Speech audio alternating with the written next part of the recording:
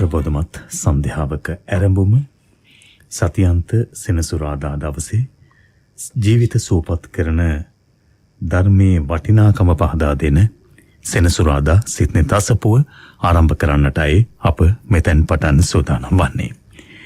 අදත් අපේ සෙනසුරාදා සිත්නේ තසපුවට ආරාධනා කළා උඩුගම්පල හෙන්ඩි මහර ගම්පහ බවුන් පැලැස්ස නිර්මාතෘන් වහන්සේ පූජනීය වල්පොළ ගෞතම ස්වාමීන් වහන්සේට උන්වහන්සේ වැඩසටහන වෙනුවෙන් වැඩමවා සිටින මොහොතේ බොහොම ගෞරවයෙන් নমස්කාර පූරකව පූජනීය වල්පොළ ගෞතම ස්වාමීන් වහන්සේව සෙනසුරාදා සිත්නේ තසපුව වැඩසටහන වෙනුවෙන් පිළිගනු ලබනවා.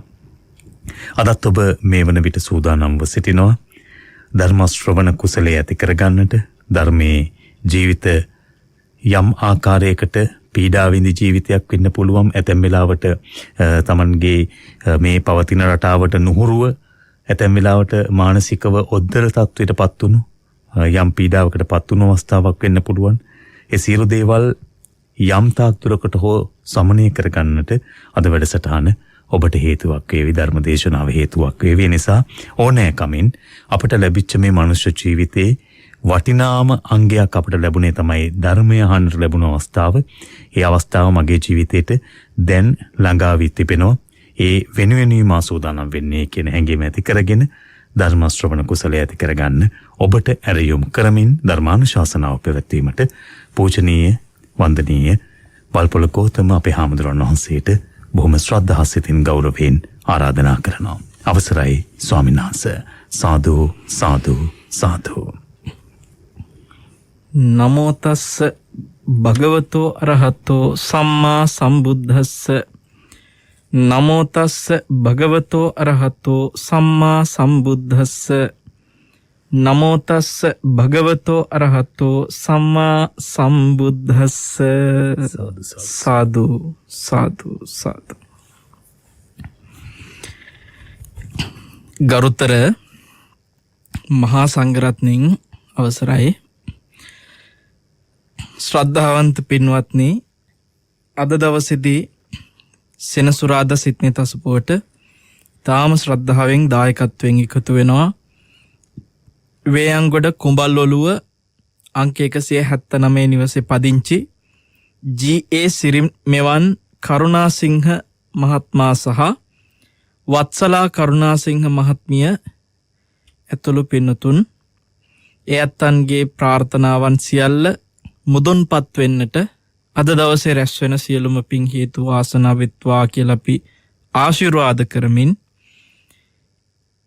ඒ ඇති කරගත් පුණ්‍ය ප්‍රාර්ථනා දේශනාව අවසානයේ සිහිපත් කරන අදහසින් අපි ඒ ඇත්තන්ටත් ඔබ හැම දෙනාටමත් සෙතක් සාන්තියක් යහපතක් සැපතක් අභිවෘද්ධියක්ම සැලසෙත්වා කියලා ඊ타ම මෙත් සිතින් ආශිර්වාද කරනවා. සාදු සාදු සාදු. හොඳයි පින්වත්නි, අද දවසේ අපි මේ උතුම් අනුශාසනය තුල ජීවිතේ හිතන්නේ නැති මේ කර්මය ගැන අපි හිතනවට වඩා ගැඹුරක් බුදුරජාණන් වහන්සේගේ අවබෝධය තුල තියෙන බව වැටහෙන කර්මය විග්‍රහ කරලා දුන්න බුදුරජාණන් වහන්සේගේ දේශන අතරේ තියෙන විශාලම දේශනය අද දවසේ අපි කතා කරන්න බලාපොරොත්තු වෙනවා. බුදු කෙනෙක් මේ ලෝකේ යමක් අවබෝධයෙන් දේශනා කරනවද, උන්වහන්සේගේ අවබෝධයට සමව මේ ලෝකේ තමන්ගේ මතය ඉදිරිපත් කරන ඔය කිසිම මතධාරීන්ට දෘෂ්ටිගතිකයින්ට පින්වත්නි හිතා ගන්නවත් බෑ උන්වහන්සේගේ අවබෝධයට සම වෙන්න තියා නිකන් ළඟපාතකටවත් එන්න. එච්චරටම බුදු කෙනෙකුගේ තියෙන අවබෝධය විශ්මිතයි කියන එක ඔබට අද කතා කරන මේ උතුම් අනුශාසනාව තුළදී බොහෝම හොඳින් වැටහෙයි.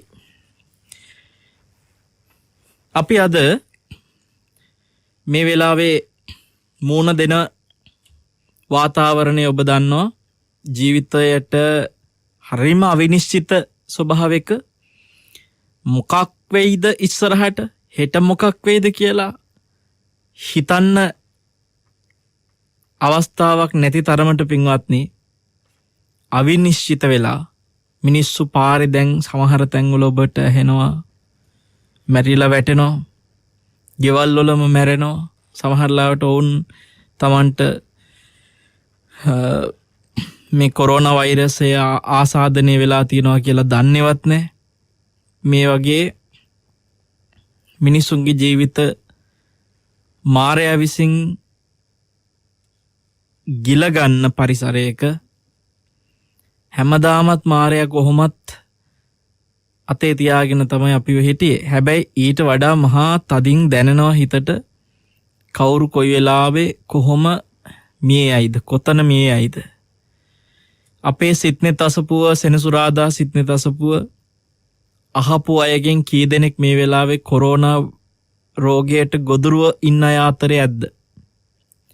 සිත්නෙත් අසපුව අහපු අය කී දෙනෙක් මේ වෙලාවේ නිරෝධායනයට ලක් කරලා ඇද්ද? මොකද අපි දන්නම අයත් සිත්නෙත් අසපුව සෙන්සුරාදට නොවරදවා අහනවා වරද්දන්නේ නැතුවම අපි අනිවාර්යෙන්ම අහනවා හාමුදුරනේ කියපු සමහර අය ඉන්නවා මේ වෙනකොට නිරෝධායනයට ලක් වෙලා. ඉතින් ඒ හැම කෙනෙක්ගේම හිතවල තියෙන්නේ කොයි වෙලාවෙ මොනවා වෙයිද කියලා මහා අවිනිශ්චිත භාවයක්. ඒ වගේම අපිට ආරංචි වුණා විශාල ගැබිනි මාතාවන් පිරිසක් මේ වෙනකොට කොරෝනා රෝගියට ගොදුරු වෙලා තියෙනවා. දරුවෙක් කුසේ දරාගත්තේ අම්මා කෙනෙක් මේ වෙලාවේ මේ කොරෝනා රෝගයෙන් දුක් විඳිනකොට අපිට දැනෙනවා ඒ අම්මාගේ හිත මොන විදිහේ අවිනිශ්චිතකමක ඇද්ද? තමන්ගේ උපදින දරුවට මොනවා වෙයිද? කොහොමත් ගැබිනි අම්මා කෙනෙකුගේ හිතේ තියෙන අවිනිශ්චිතකමක් මගේ දරුවා සනීපෙන් බිහි වෙන්න ඕනි කියලා ප්‍රාර්ථනාවක් එක්ක අනේ මගේ දරුවට මුකුත් කරදරයක් වෙන්න එපා කියලා. එතකොට මේ අම්මා කොරෝනා රෝගියෙක්ව බිහි කරන දරුවව මොන වගේ තත්වයකට පත් වෙයිද? ඒ වගේ සමාජය තුල ආම අවදානමක ඉන්න වෙලාවක පින්වත්නි මේ බුදුරජාණන් වහන්සේගේ බුදු වදනින් ජීවිතය ගැන ඇත්ත තේරුම් ගන්න කටයුතු කරන මොහොතක් අපි මේ ගෙවන හෝරාව. අද කියලා දෙන අනුශාසනය මජ්ක්‍ධිම නිකායේ උපරිපන්නාසකයේ සඳහන් වෙන සූත්‍රයක් විභංග කරලා උන්වහන්සේ වදාළ සූත්‍ර අතරේ තියෙන විශේෂ සූත්‍රයක් මහා කම්ම විභංග සූත්‍රය. අපි ඇතැම් අවස්ථාවල මේ කාරණා සාකච්ඡා කරාට මේ වගේ වෙලාවකත් මේක මතක් කරගන්න ඕනේ කියලා හිතුණා. ඒ නිසාම තෝරගත්ත මහා කම්ම විභංග සූත්‍රය අද කියලා දෙන්න ඕනේ කියලා. පින්වත්නි මේ ලෝකේ මේ කර්මය විග්‍රහ කරපු ශාස්ත්‍රවරු අතරේ බුදුරජාණන් වහන්සේ කිසියෙකුට සමාන කරන්න බැරි උන්වහන්සේ අනිකොත් බුදුවරුත් එක්ක විතරක් සම මේ අන්‍ය ශාස්ත්‍රවරු සියලු දෙනා අතර බුදුරජාණන් වහන්සේ කිසිසේත් සමාන කරන්න බැරි අසම වූ ගුණයක් තියෙනවා. සමහරු ආගමික ශාස්ත්‍රවරුන් ආගමික මත දෘෂ්ටි විවිධ දේ සමාන කරන කාලයක් මේ කාලේ කෝකත් එකයි කියනවා. කොයි ශාස්ත්‍රුන් වහන්සේත් ඉතින් හොඳ දේවල් කරන්න කියලා තියෙන කියනවා. ඒ අයට මේ සූත්‍රය හොඳ උත්තරයක් වෙයි. හරියට මේ සූත්‍රය තේරුම් ගන්නවා නම් කියවලා බලන්න. ඒ වගේ ඔය බුදුරජාණන් වහන්සේගේ උතුම් අවබෝධය අන්‍ය ශාස්ත්‍රවරු හා සමකරන සියලු දෙනාම අනිවාර්යෙන් අන්තර්ජාලයේ ඔබට පුළුවනි ත්‍රිපිටක පොතේ මූලික ඒ බුද්ධ වචනේ තියෙන කොටස ඕනනම් අරගන්න පුළුවන්. මහා කම්ම විභංග සූත්‍රය. එතකොට අපි මේ වෙලාවේ විමසලා බලමු මේ කර්මය පිළිබඳව අපි හිතන්නේවත් නැති හාත්පසින්ම අපිට හිතා ගන්නවත් බැරි දෙයක් මේ සූත්‍රය ඇතුලේ කතා කරනවා. කොටින්ම කියනවා නම් ඔබ හිතනවද පින්වත්නි සාමාන්‍යයෙන් සතෙක් මරලා හොරකමක් කරලා වැරදි කාම සේවනයක් එහෙම සිද්ධ වෙන කෙනෙක් එහෙම නැත්නම් අපි කියමු බොරු කියලා කේලම් පරුස වචන හිස් වචන එහෙම කියාගෙන අනුන්ගේ දේවල් වලට ආස කරගෙන නිතරම තරහෙන් ඉන්න මිත්‍යා දෘෂ්ටි තියෙන කෙනෙක් මරණින් පස්සේ ස්ථිරවම දුගතිය උපදිනවා කියලානේ අපි දන්නේ. නමුත් එවැනි කෙනෙක් වුණත් මරණින් පස්සේ සුගතියක උපදින්න පුළුවන් නම් ඒක ඔබට හිතන්නවත් බැරි වෙයි. හැබැයි බුදුරජාණන් වහන්සේ පෙන්නනවා එහෙම සිද්ධ වෙන අය ඉන්නවා. ඒ කොහොමද කියන එක අද මේ සූත්‍රේ කතා වෙනවා. ඒ වගේම පින්වත්නි කිසිම විදිහකින් සතෙක් මරන්නේ හොරකමක් කරන්නේ බොරුවක් කියන්නේ කේලමක් පරුස වචන හිස් වචනයක් කියන්නේ වැරදි කාම සේවන නැහැ. අනුන්ගේ දේවල් වලට ආස කරන අවිජ්ජා නැහැ. තරහෙන් ඉන්න දෝමනස් නැහැ. හරි මෛත්‍රියෙන් ඉන්නවා. නියත මිත්‍යා දෘෂ්ටිත් නැහැ. එහෙම හොද්දට සම්මාදිට්ඨියෙන් ඉන්නවා. එහෙම ඉන්න හරි පින්වන්ත දස කුසලයේ ඉන්න මිනිස්සෙක් මැරිලා දුගතිය උපදින අවස්ථාවක් තියෙනවා කියනවා. එතකොට ඒකත් බුදු නැතින් දකිනවා. ඒක ඔබට හිතන්න ඔබ කවදාක්වත් එහෙම වෙයි කියලා හිතන්නේ නැහැ පින්වත්නි. ඒ වගේ අය ඉඳී කියලා. එච්චරටම මේ කර්මය හරි බරපතලයි භයානකයි. කාටවත් කර්මය පිළිබඳව Tamanට හිතෙන මතවාද වලට එහෙම එන්න බෑ. මේක එච්චරට හරිම සංකීර්ණ මාතෘකාවක්. මේ සූත්‍රය තමයි මේ අංග හිරි වැටෙන කතාව තියෙන්නේ. මේක මහා කම්ම විභංග සූත්‍රය. පින්වත්නි අපි බලමු විමසලා මේ දේශනාව ආරම්භයේදී බුදුරජාණන් වහන්සේ ළඟට ආනන්ද ස්වාමීන් වහන්සේ එක්තරා ස්වාමීන් වහන්සේ නමක් අවුරුදු 3ක් වගේ වෙන අලුත මහාන වෙලා කියන්නේ පැවිද්දෙන් මහ කාලයක් නේ අවුරුදු 3ක් වගේ පොඩි කාලයක්. එවැනි හාමුදුරු කෙනෙක් එක්කගෙන එනවා ආනන්ද ස්වාමීන් වහන්සේ බුදුරජාණන් වහන්සේ ළඟට. ඒ හාමුදුරුවන්ගේ නම පින්වත්නි සමිද්දි. දැන් මේ සමිද්දි කියන හාමුදුරුවන්ව බුදුරජාණන් වහන්සේ ළඟට එක්කගෙන ආවේ ඇයි ආනන්ද හාමුදුරුවෝ? ලොකු කාරණාවකට. මේ සමිද්දි හාමුදුරුවෝ ආනන්ද ස්වාමීන් වහන්සේව හොයාගෙන ඇවිල්ලා කියනවා ආනන්දයන් වහන්සේ පෝතලිය පුත්‍ර කියලා තාපසෙක් ආව මාව හම්බෙන්න ඇවිල්ලා උන්නැහේ ටිකක් වෙලා මාත් එක්ක කතා කර කර හිටියා. මේ උන්නැහේට බුදුරජාණන් වහන්සේව මුණ ගැහුණලු. බුදුරජාණන් වහන්සේ උන්නැහේට කිව්ව කාරණා ටිකක් කියලා.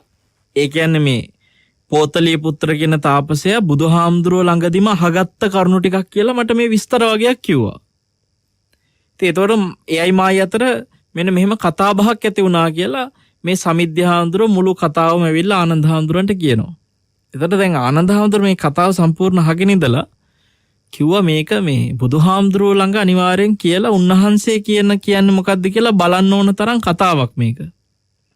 කියලා එක්කගෙන ගියා. ඇත්තටම පින්වත්නි ඒක හිතන්නවත් බැරි මහා දුර යනවා මේ ප්‍රශ්නේ.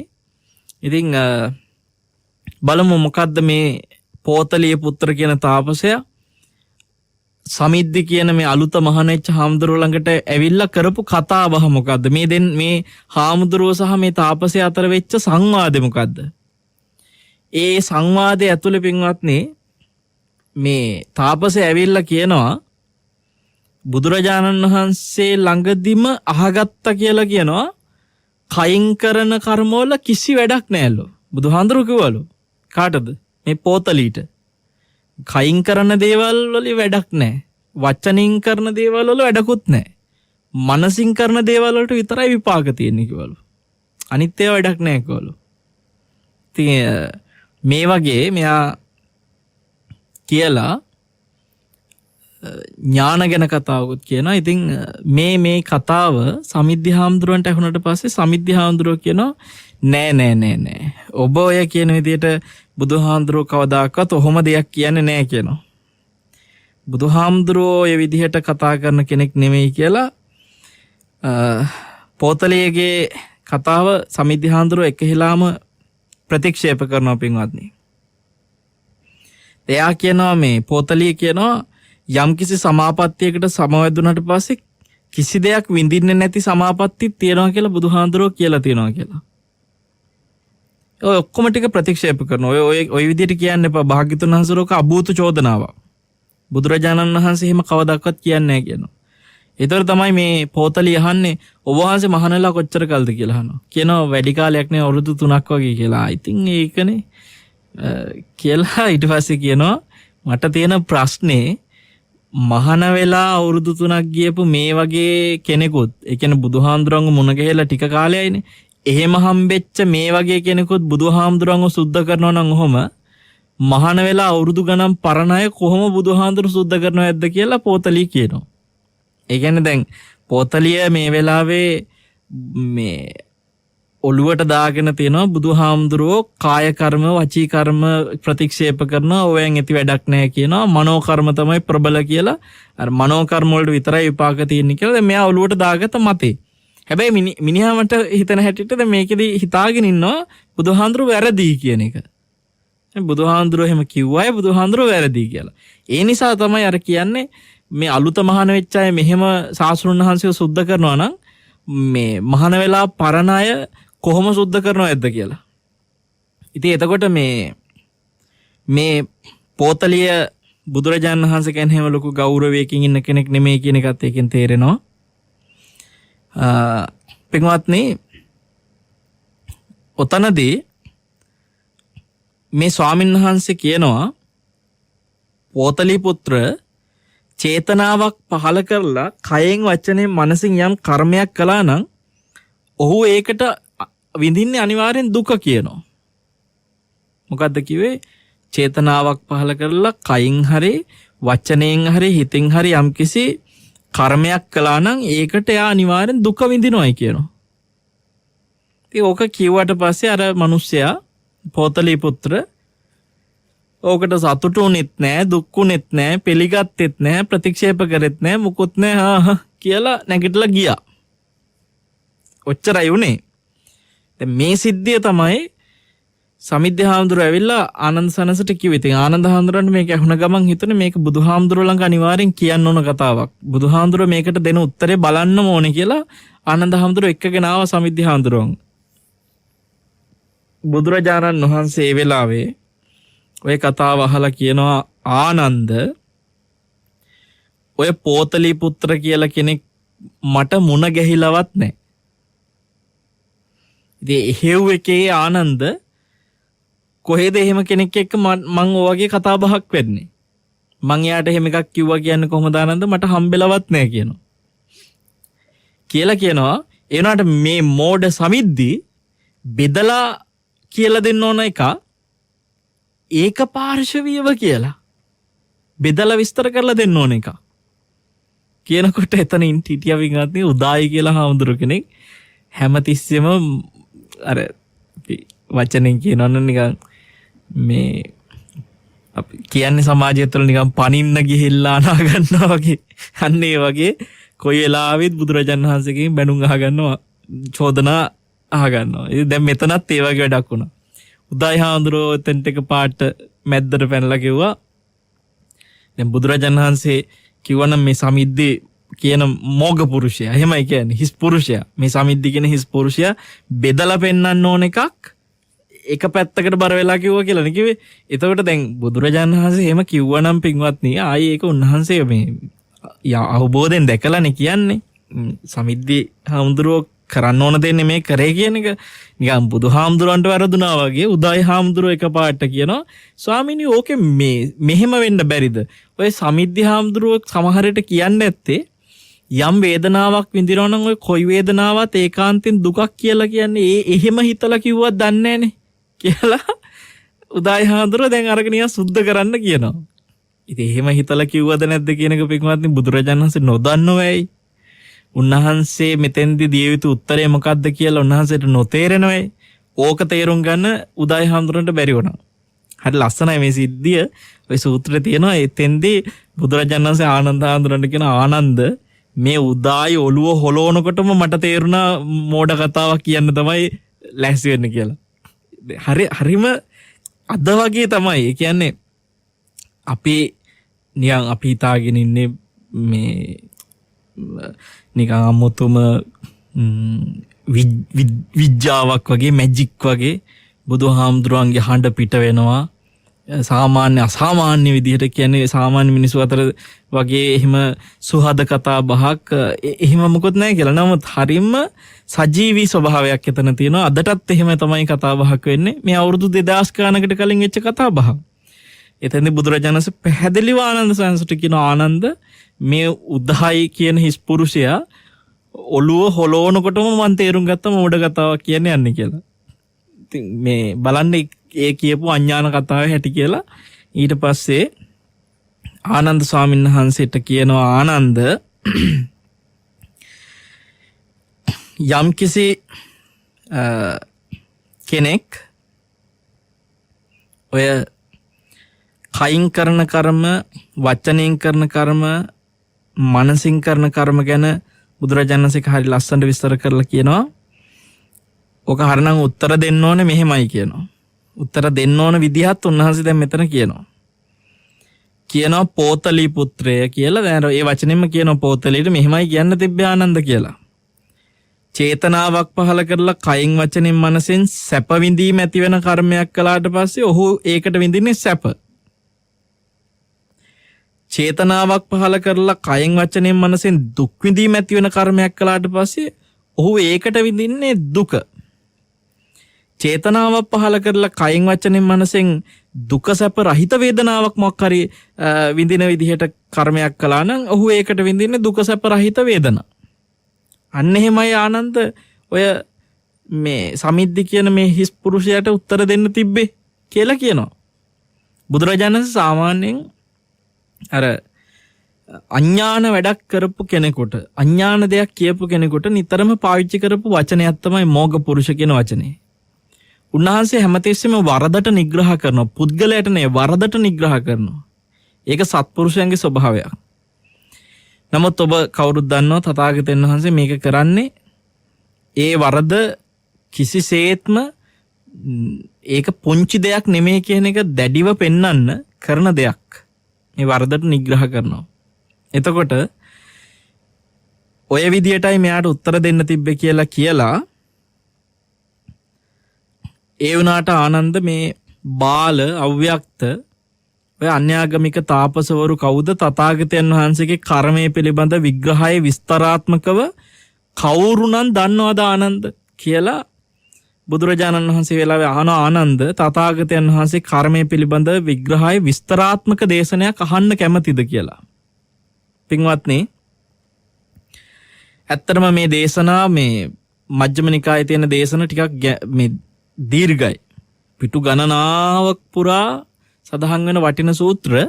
අර ඒ සූත්‍ර ඔබට සමහර ලාවට කියවුවත් වචන තේරුම් ගන්න බැරි නිසා තමයි මේ වගේ සරලව මේ කියලා දෙන්නේ. මේ දේශනාව වැඩිදුර විග්‍රහ කරන්න මම සාමාන්‍ය මජ්ක්‍ධිම නිකායේ සූත්‍ර තෝරගන්නේ නැති තරමටයි මේ සිතෙත අසුපුවේදී තෝරගත්තත් පොඩි කෑල්ලක් කොටසක් අරගෙන තමයි අපි කතා කරන්නේ.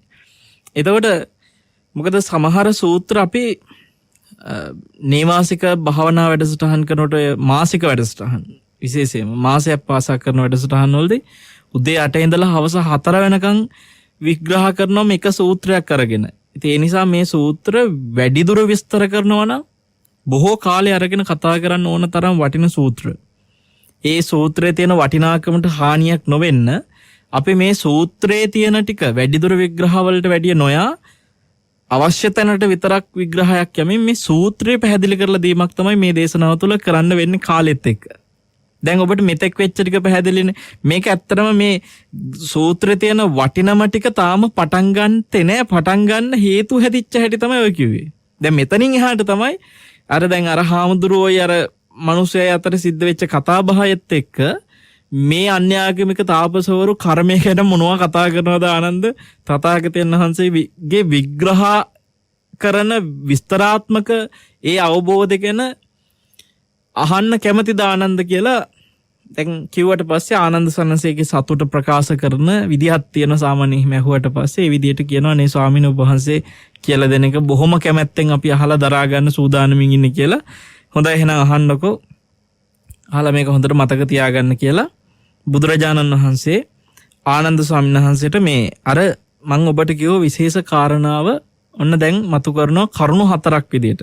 ආනන්ද මේ ලෝකෙ මිනිස්සු 4 දෙනෙක් ඉන්නවා කිව්වා. ඔබ මතක තියාගන්න මේ 4 දෙනා අතරට ඔබ මම අපි හැම කෙනෙක්ම අයිති වෙන්න පුළුවන්. මේ 4 දෙනා කවුද? ආනන්ද මේ ලෝකේ එක පුද්ගලයෙක් ඉන්නවා. එයා සත්තු මරනවා. හොරකම් කරනවා. අහුවෙච්ච තැන හොරකම් කරනවා. ඊට පස්සේ තමන්ගේ ස්වාමි පුරුෂයා හරි බිරිඳ හරි ඉක්මවා යනවා. බොරු කියනවා, කේලම් කියනවා, පරුස වචන කියනවා, හිස් වචන කියනවා. මේ වගේ අනුන්ගේ දේවල් වලට ආශ කරනවා. ඒ කියන්නේ අවිජ්ජා. දෝමනස කියලා කියන තරහෙන් ඉන්නේ හැමතෙස්සම. තරහසිත නිතරම ඇති කර ගන්නවා. මිත්‍යා දෘෂ්ටිකයි. ආනන්ද මෙයා කය බිඳලා මරණින් පස්සේ අපාය උපදිනවා, නිරේ උපදිනවා. අන්න එහෙම කෙනෙක් ඉන්නවා. ඔන්න 4 දෙනාගේ එක්කෙනෙක්. දෙවෙනි කෙනා ආනන්ද මෙයත් සත්තු මරන හොරකම් කරනවා. තමන්ගේ ස්වාමි පුරුෂයා බිරිඳ ඉක්මවා යනවා. බොරු කේලම් හිස් වචන පරුස වචන මේ හැම දෙයක්ම කියනවා. වචන කිසි සංවරයක් නැහැ. අනුන්ගේ දේවල් වලට ආස කරනවා. එතකොට තරහෙන් ඉන්නේ. මිත්‍යා දෘෂ්ටි තියනවා. මෙහෙම ඉන්න කෙනා බුදුරජාණන් වහන්සේ පෙන්නනවා මොකද වෙන්නේ? කය බෙඳිලා මරණින් පස්සේ සුගති සංඛ්‍යාත දෙව්ලොව උපදිනවා කිව්වා. දැන් අර එහෙම හිටපු කෙනා දකින්නකොට අපිට පේන්නේ මේ මිනිසයා සත්තු මර හොරකම් කර කරන්න තියෙන හැම දෙයක්ම කර හිටපු මිනිහා මෙන්න කය බෙදලා මරණින් පස්සේ ගිහිල්ලා සුගතියේ. ඒ දෙවෙනි කෙනා. ආනන්ද මේ ලෝකේ තව පුද්ගලයෙක් ඉන්නවා. එයා සත්තු මරන්නේ, හොරකම් කරන්නේ, අර කිසි දෙයක් කරන්නේ. බොරු කියන්නේ අඩුතරමේ බොරු නෙමෙයි, කේලම් හිස් වචන, පරුස වචන මේ කිසි දෙයක් කියන්නේ. හිස් වචනයක්වත් කියන්නේ ඔබ හිතන්න නිකන් අනවශ්‍ය අනම්මනම් මෙලෝ වැඩකට නැති කතා බහක්වත් නැති හොඳ මිනිස්සෙක්. කතා බහ තුලත් හරිම සංවරයක් තියෙනවා. ඒ කියන්නේ බොරු කියන්නේ නැහැ කියන තැන මේ මිනිසයා සත්‍යවාදී වෙනවා කියන මිනිස්සු බොහෝ විට සමාජය අනිකුත් වැරදි වලට පෙළඹෙන්නෙත් නැහැ. මොකද දැන් හොරකමක් කරොත් එහෙම යාට ඇත්ත කියන්න වෙනවනේ. ඉතින් හොරකම් කරන්නෙත් නැහැ. සත්තු මරන්නෙත් නැහැ. වැරදිකාම සේවනත් නැහැ. අනුන්ගේ දේවල් වලට ආස කිරීමුත් නැහැ. කියන්නේ මනසිනුත් හරීම සුචරිතවත්. තරහෙන් නෙමෙයි මෛත්‍රියෙන් ඉන්නේ. මිත්‍යා දෘෂ්ටිත් නැහැ. මෙහෙම ඉන්න මිනිස්සයා ඒ කියන්නේ කර්මඵල මේ ඔක්කොම පිළිගන්නවා. මෙයා මේ ඒකේ විපාක හැටියට මරණින් පස්සේ කය බිඳලා සුගතිය උපදිනවා. ඒක සාමාන්‍ය ඔබට තේරෙනවා. එයා හැම ඉන්න කෙනා කොහොමද සුගතිය උපදින්න එපා එහෙම හිතනවනේ. ඇත්ත එයා සුගතිය උපදිනවා. හැබැයි දැන් තව කෙනෙක් ඉන්නවා 4 වෙනි කෙනා. අර වගේම පුණ්‍යවන්තයි. හොඳට සත්පුරුෂ විදියට අර දස කුසල් ටික ඔක්කොම කරනවා. සත්තු මරන්නේ, හොරකම් කරන්නේ, වැරදිකාම සේවන නැහැ, කිසි දෙයක් නැහැ. හිස් වචනවත් නැහැ. අර කිව්වා වගේ. මෙයා හොඳටම ඉන්නවා. හැබැයි කය බිඳලා මරණින් පස්සේ නිරේ උපදිනවා. දුගතිය යනවා. එහෙම කෙනෙකුත් ඉන්නවා ඒක ලෝකේ. ඔන්න 4 දෙනෙක්. පින්වත්නි බුදු කෙනෙක් නැතුව වගේ 4 දෙනෙක් ගැන අපි කවදානම් දැනගන්න තේරුම් ගන්නද? දැන් ওই ටික ඔය 4 දෙනා ගැන ඇහුවට පස්සේ ඕන කෙනෙකුට හිතනවනේ යකෝ එහෙනම් සුගති දුගතිය යන අරව බලපාන්නේ නැහැ නේ කියලා හිතනවනේ කෙනෙකුට. නේ දස කුසල් වැඩකුත් නේ දස අකුසල් වැඩකුත් නේ අනේක යනවා අර කියන්නේ මොනවෙන් පරිසං වුණත් වැඩක් නැහැ මාස්ක් දැම්මත් වැඩක් නැහැ අත් හේදුවත් වැඩක් නැහැ මැරෙනවා නම් මැරෙනවායි කියන්නේ. කට්ටිය කියන්නේ එහෙම. සමහර ඒවනේ කියන්නේ මැරෙන්නේ නැත්තම් මැරෙන්නේ නැල්ලු. ආයි මාස්ක් නොදා මොනවා නොකර කොහොම හිටියත් මැරෙන්නේ නැති මිනිහා මැරෙන්නේ නැල්ලු. මැරෙන මිනිහා මොනවා දාන් හිටියත් මැරෙනවා නම් මැරෙනවලු. එහෙමනේ දැන් ඔය බකපඬිතුන්ගේ සමහර කතා තියෙන පින්වත්නි. ඒ වගේම හිතයි මෙහෙම 4 දෙනෙක් ඉන්නවා කියලා දැනගත්තොත් එහෙම. එහෙනම් ඉතින් ඔයාලට දස කුසල් කරලා වැඩකුත් නැහැ දස අකුසල් ගැන හිතලා වැඩකුත් නැහැ ඕන දෙයක් වැඩන්නේ යන්නේක යනවා කියන්නේ කියයි. හැබැයි ඇයි එහෙම වෙන්නේ? මොකද්ද මේකට හේතුව? මේ වගේ 4 දෙනෙක් හැදෙන්න මොනවද මොන වගේ පසුබිමක්ද මෙතන වෙලා තියෙන්නේ? ප්‍රශ්නාර්ථයක්. පින්වත්නි මේ ප්‍රශ්නෙට උත්තරේ මේ දේශනාව තුළ ඉතාම පැහැදිලිව තියෙනවා. ඒ නිසා ඔබ මේ සූත්‍රය හොඳට මතකයට ගන්න. කවුරු මොනවා කර්මය ගැන පඬිත කතා කිව්වත් ඔබ මේ මහා කම්මවිභංග සූත්‍රය හොඳට හිතේ තියාගන්න. සමහර විට ජීවිතේ කවදාවත් අහලා නැතුව ඇති ඔබ මේ දේශනාව මේ මහා කමයි බං සූත්‍රය. අපි මේ සිත්නෙත් අසපේ අවුරුදු ගානකට කලින් කතා කරලා තියෙනවා. අවුරුදු 4කට විතර උඩදී මගේ මතකයේ හැටියට අපි මේ සූත්‍රය කතා කළා. හැබැයි ඒ අහපු අයටත් බොහෝ විට අද වෙනකොට මතක නැහැ. ඉතින් මිනිසුන්ගේ මේ කාලේ ධර්මය අහනකොට අවුරුදු ගානකට කලින් කතා කරපු දෙයක් අමතක වෙන්න පුළුවන්. නමුත් මේ දේශනාවේ තියෙන වටිනාකම නිසා පින්වත්නි අහපු නැති අයට අහගන්නත් අහලා අමතක වෙච්ච අයට ආයි මතක් කරලා දෙන්නත් මේ සූත්‍රය කතා කරන්න ඕනේ කියලා හිතුවේ. මොකද මේ කර්මයේ පිළිබඳව තියෙන සමහර දැඩි මතධාරී ආකල්ප අපි දකිනවා මේ යුගයේ තුල සමහරුන්ගේ. හරි පඬිත නිකන් ලොක්කෝ වගේ කතා කරන කර්මයේ සම්බන්ධ අදහස් තියෙනවා. හැබැයි බුදු කෙනෙකුගේ අවබෝධය හරිම අමුතුයි, හරිම විශ්මිතයි. ඒ කියන්නේ අමුතු කියන වචන මම හිතන්නේ ඔබට කිව්වේ ඔබ හිතන විදිහට නෙමෙයි බුදු කෙනෙකුගේ අවබෝධය පින්වත්නි. මේ ලෝකේ පවතින යථාර්ථයක් ඇද්ද ඒ යථාර්ථය උන්වහන්සේ ඒ විදිහට දැකලා තියෙනවා. ඒ යථාර්ථය අපි හිතනවට වඩා ගොඩාක් වෙනස්. එතකොට දැන් ඇතැම් අය ඉන්නවා මේ ලෝකේ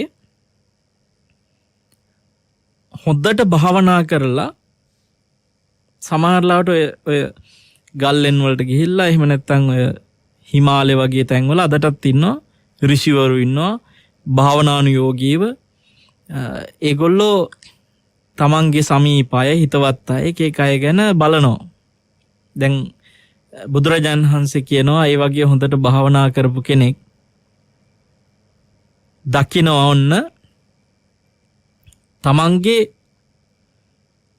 දන්න කියන හොඳට හිටපු කෙනෙක් ගැන එයා සත්තු මරාගෙන හොරකම් කරගෙන එහෙම හිටපු කෙනෙක් වැරදි කාම සේවන කරගෙන බොරු කියලම් පරුස වචන හිස් වචන කියාගෙන ඔහොම හිටපු කෙනෙක්. අපි කියමු දැන් මේ භාවනා කරගෙන ඉන්න කෙනා අර පුද්ගලයාව දකිනවා. අර දස අකුසල් ටික කරගෙන හිටපු මිනිස්සයව දකිනවා. දැකලා අරයා මැරුණට පස්සේ දුගතියේ නිරේ ඉපදිලා ඉන්නවා දකිනවා. දැන් මෙහෙම හිතන්නකෝ. ගුණදාස කියලා කෙනෙක් තාපස ජීවිතයක් ගත කරගෙන භාවනා කරගෙන හොඳ අභිඥා හිම පුළුවන් විදිහට ලබාගෙන මෙයා දැන් කැලේක ඉන්නවා. තාපසෙක් කියන ගුණදාස කියන තාපසයා. එතකොට දැන් එයාගේ හිතවත් යාළුවෙක් මේ ඥානසිරි කියලා හිටියා. අපි කියමු ඥානසිරි මැරිලා කියලා දැන් මේ භාවනාවෙන් හොඳට අභිඥා ගත්ත ගුණදාස තාපසයාට ආරංචි වෙනවා. අර ඥානසිරි මැරුණා කියලා. එතකොට බලනවා ඥානසිරි හොරකම් කරගෙන එහෙම හිටියේ ඔක්කොම බොරු කියාගෙන කේලම් පරස වචන හිස් වචන කියන් සත්තු මරාගෙන කිසිම මේ සුචරිතයක් කියලා ගන්න කරන්න තියෙන ඔක්කොම දේවල් කරන් හිටියේ. දැන් බලනවා මෙයා කොහෙද ඉපදිලා ඉන්නේ කියලා. ඔන්න දකින්නවා නිරේ ඉන්නවා ඉපදිලා. මැරුණානේ මැරලා ඔන්න නිරේ ගිහිල්ලා. එතකොට දැන් ගුණදාස කියන මේ අපි කියපු තාපසයට ඒ වෙලාවේ මතයක් එනවා. හරි. පාප කර්ම කියලා දෙයක් තියෙනවා. පාප කර්ම වලට විපාක කියලා එකකුත් තියෙනවා. මේ වගේ මේ කර්ම කළොත් එහෙම යා එහෙම සියලු දෙනාම අනිවාර්යෙන් උපදින නිරේ කියලා දැන් මෙයා කියනවා. කවුද මේ ගුණදාස කියන මේ තාපසයා කියනවා. ඒ වගේ දස අකුසල කරන් ඉන්න හැම කෙනාම අනිවාර්යයෙන්ම නිරේ යනවා. එයා ඊට පස්සේ කියනවා මම මේ කියන එකමයි සත්‍ය. මම දැකලාමයි කියන්නේ. එහෙම හිටපු කෙනෙක් මේ වගේ නිරේ ගිහිල්ලා ඉන්නව මම දැකලාමයි කියන්නේ. ඒකමයි සත්‍ය. අනිත් කවුරුත් කියන කිසිම දෙයක් නෙමෙයි ඇත්ත, මේක තමයි ඇත්ත කියලා එයාගේ මතය එයා කියනවා.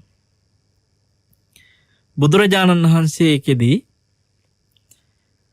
කියන ආනන්ද කවුරු හරි එහෙම කියනවා නම් යම්කිසි භාවනානුයෝගීව හිටපු කෙනෙක් දැකලා මෙහෙමයි කියලා ආනන්ද ඒකෙදී අර එයා දැක්කා කියන එක මම අනුමත කරනවා. ඒක ඇත්ත. එයා දැක්කා. ඒ වගේම නිරේ ඉපදලා තිනවා දැක්කා. එතකොට අර මෙයා මේ ප්‍රාණඝාත ආදී දස අකුසල් කරන් ඉන්න හැමෝම අනිවාර්යෙන් නිරේ උපදිනවායි කියලා කියපු කතාව ඒක මම අනුමත කරන්නේ නැහැ ආනන්ද. ඒ දේ අර වගේ 4 දෙනෙක් ඉන්නවනේ. ඉතින් කොහොමද අනුමත කරන්නේ? ඊට පස්සේ කියනවා මේ ඔය පාප කර්ම කියලා එකක් තියෙනවා. ඒවේ විපාක තියෙනවා කියලා එයා කියපු කතාව, ඒ තාපසයාගේ කතාව ඒක මම අනුමත කරනවා. ඒක විපාක තියෙනවනේ කවද? මේ ආත්මෙ නැතත් කොයි හරි ආත්මික විපාක ලැබෙනවනේ. නිසා ඒක අනුමත කරනවා. ඊට පස්සේ කියනවා මේ කතාවමයි ඇත්ත. කවුරුත් කියන එකක් අහන්න එපා. මේ මම දැකලාමයි කියන්නේ කියන එක දැකලා කියනවා කියන එක මම අනුමත කරනවා. හැබැයි මේකමයි ඇත්ත, වෙන අනිත් ඔක්කොම බොරු කියන එක මම ප්‍රතික්ෂේප කරනවා. ඒ ආනන්ද අර වගේ අර 4 පිරිසක් ඉන්නවනේ කියන තැන ඉඳලා උන්වහන්සේ කියනවා මම ඒක ප්‍රතික්ෂේප කරනවා කියලා.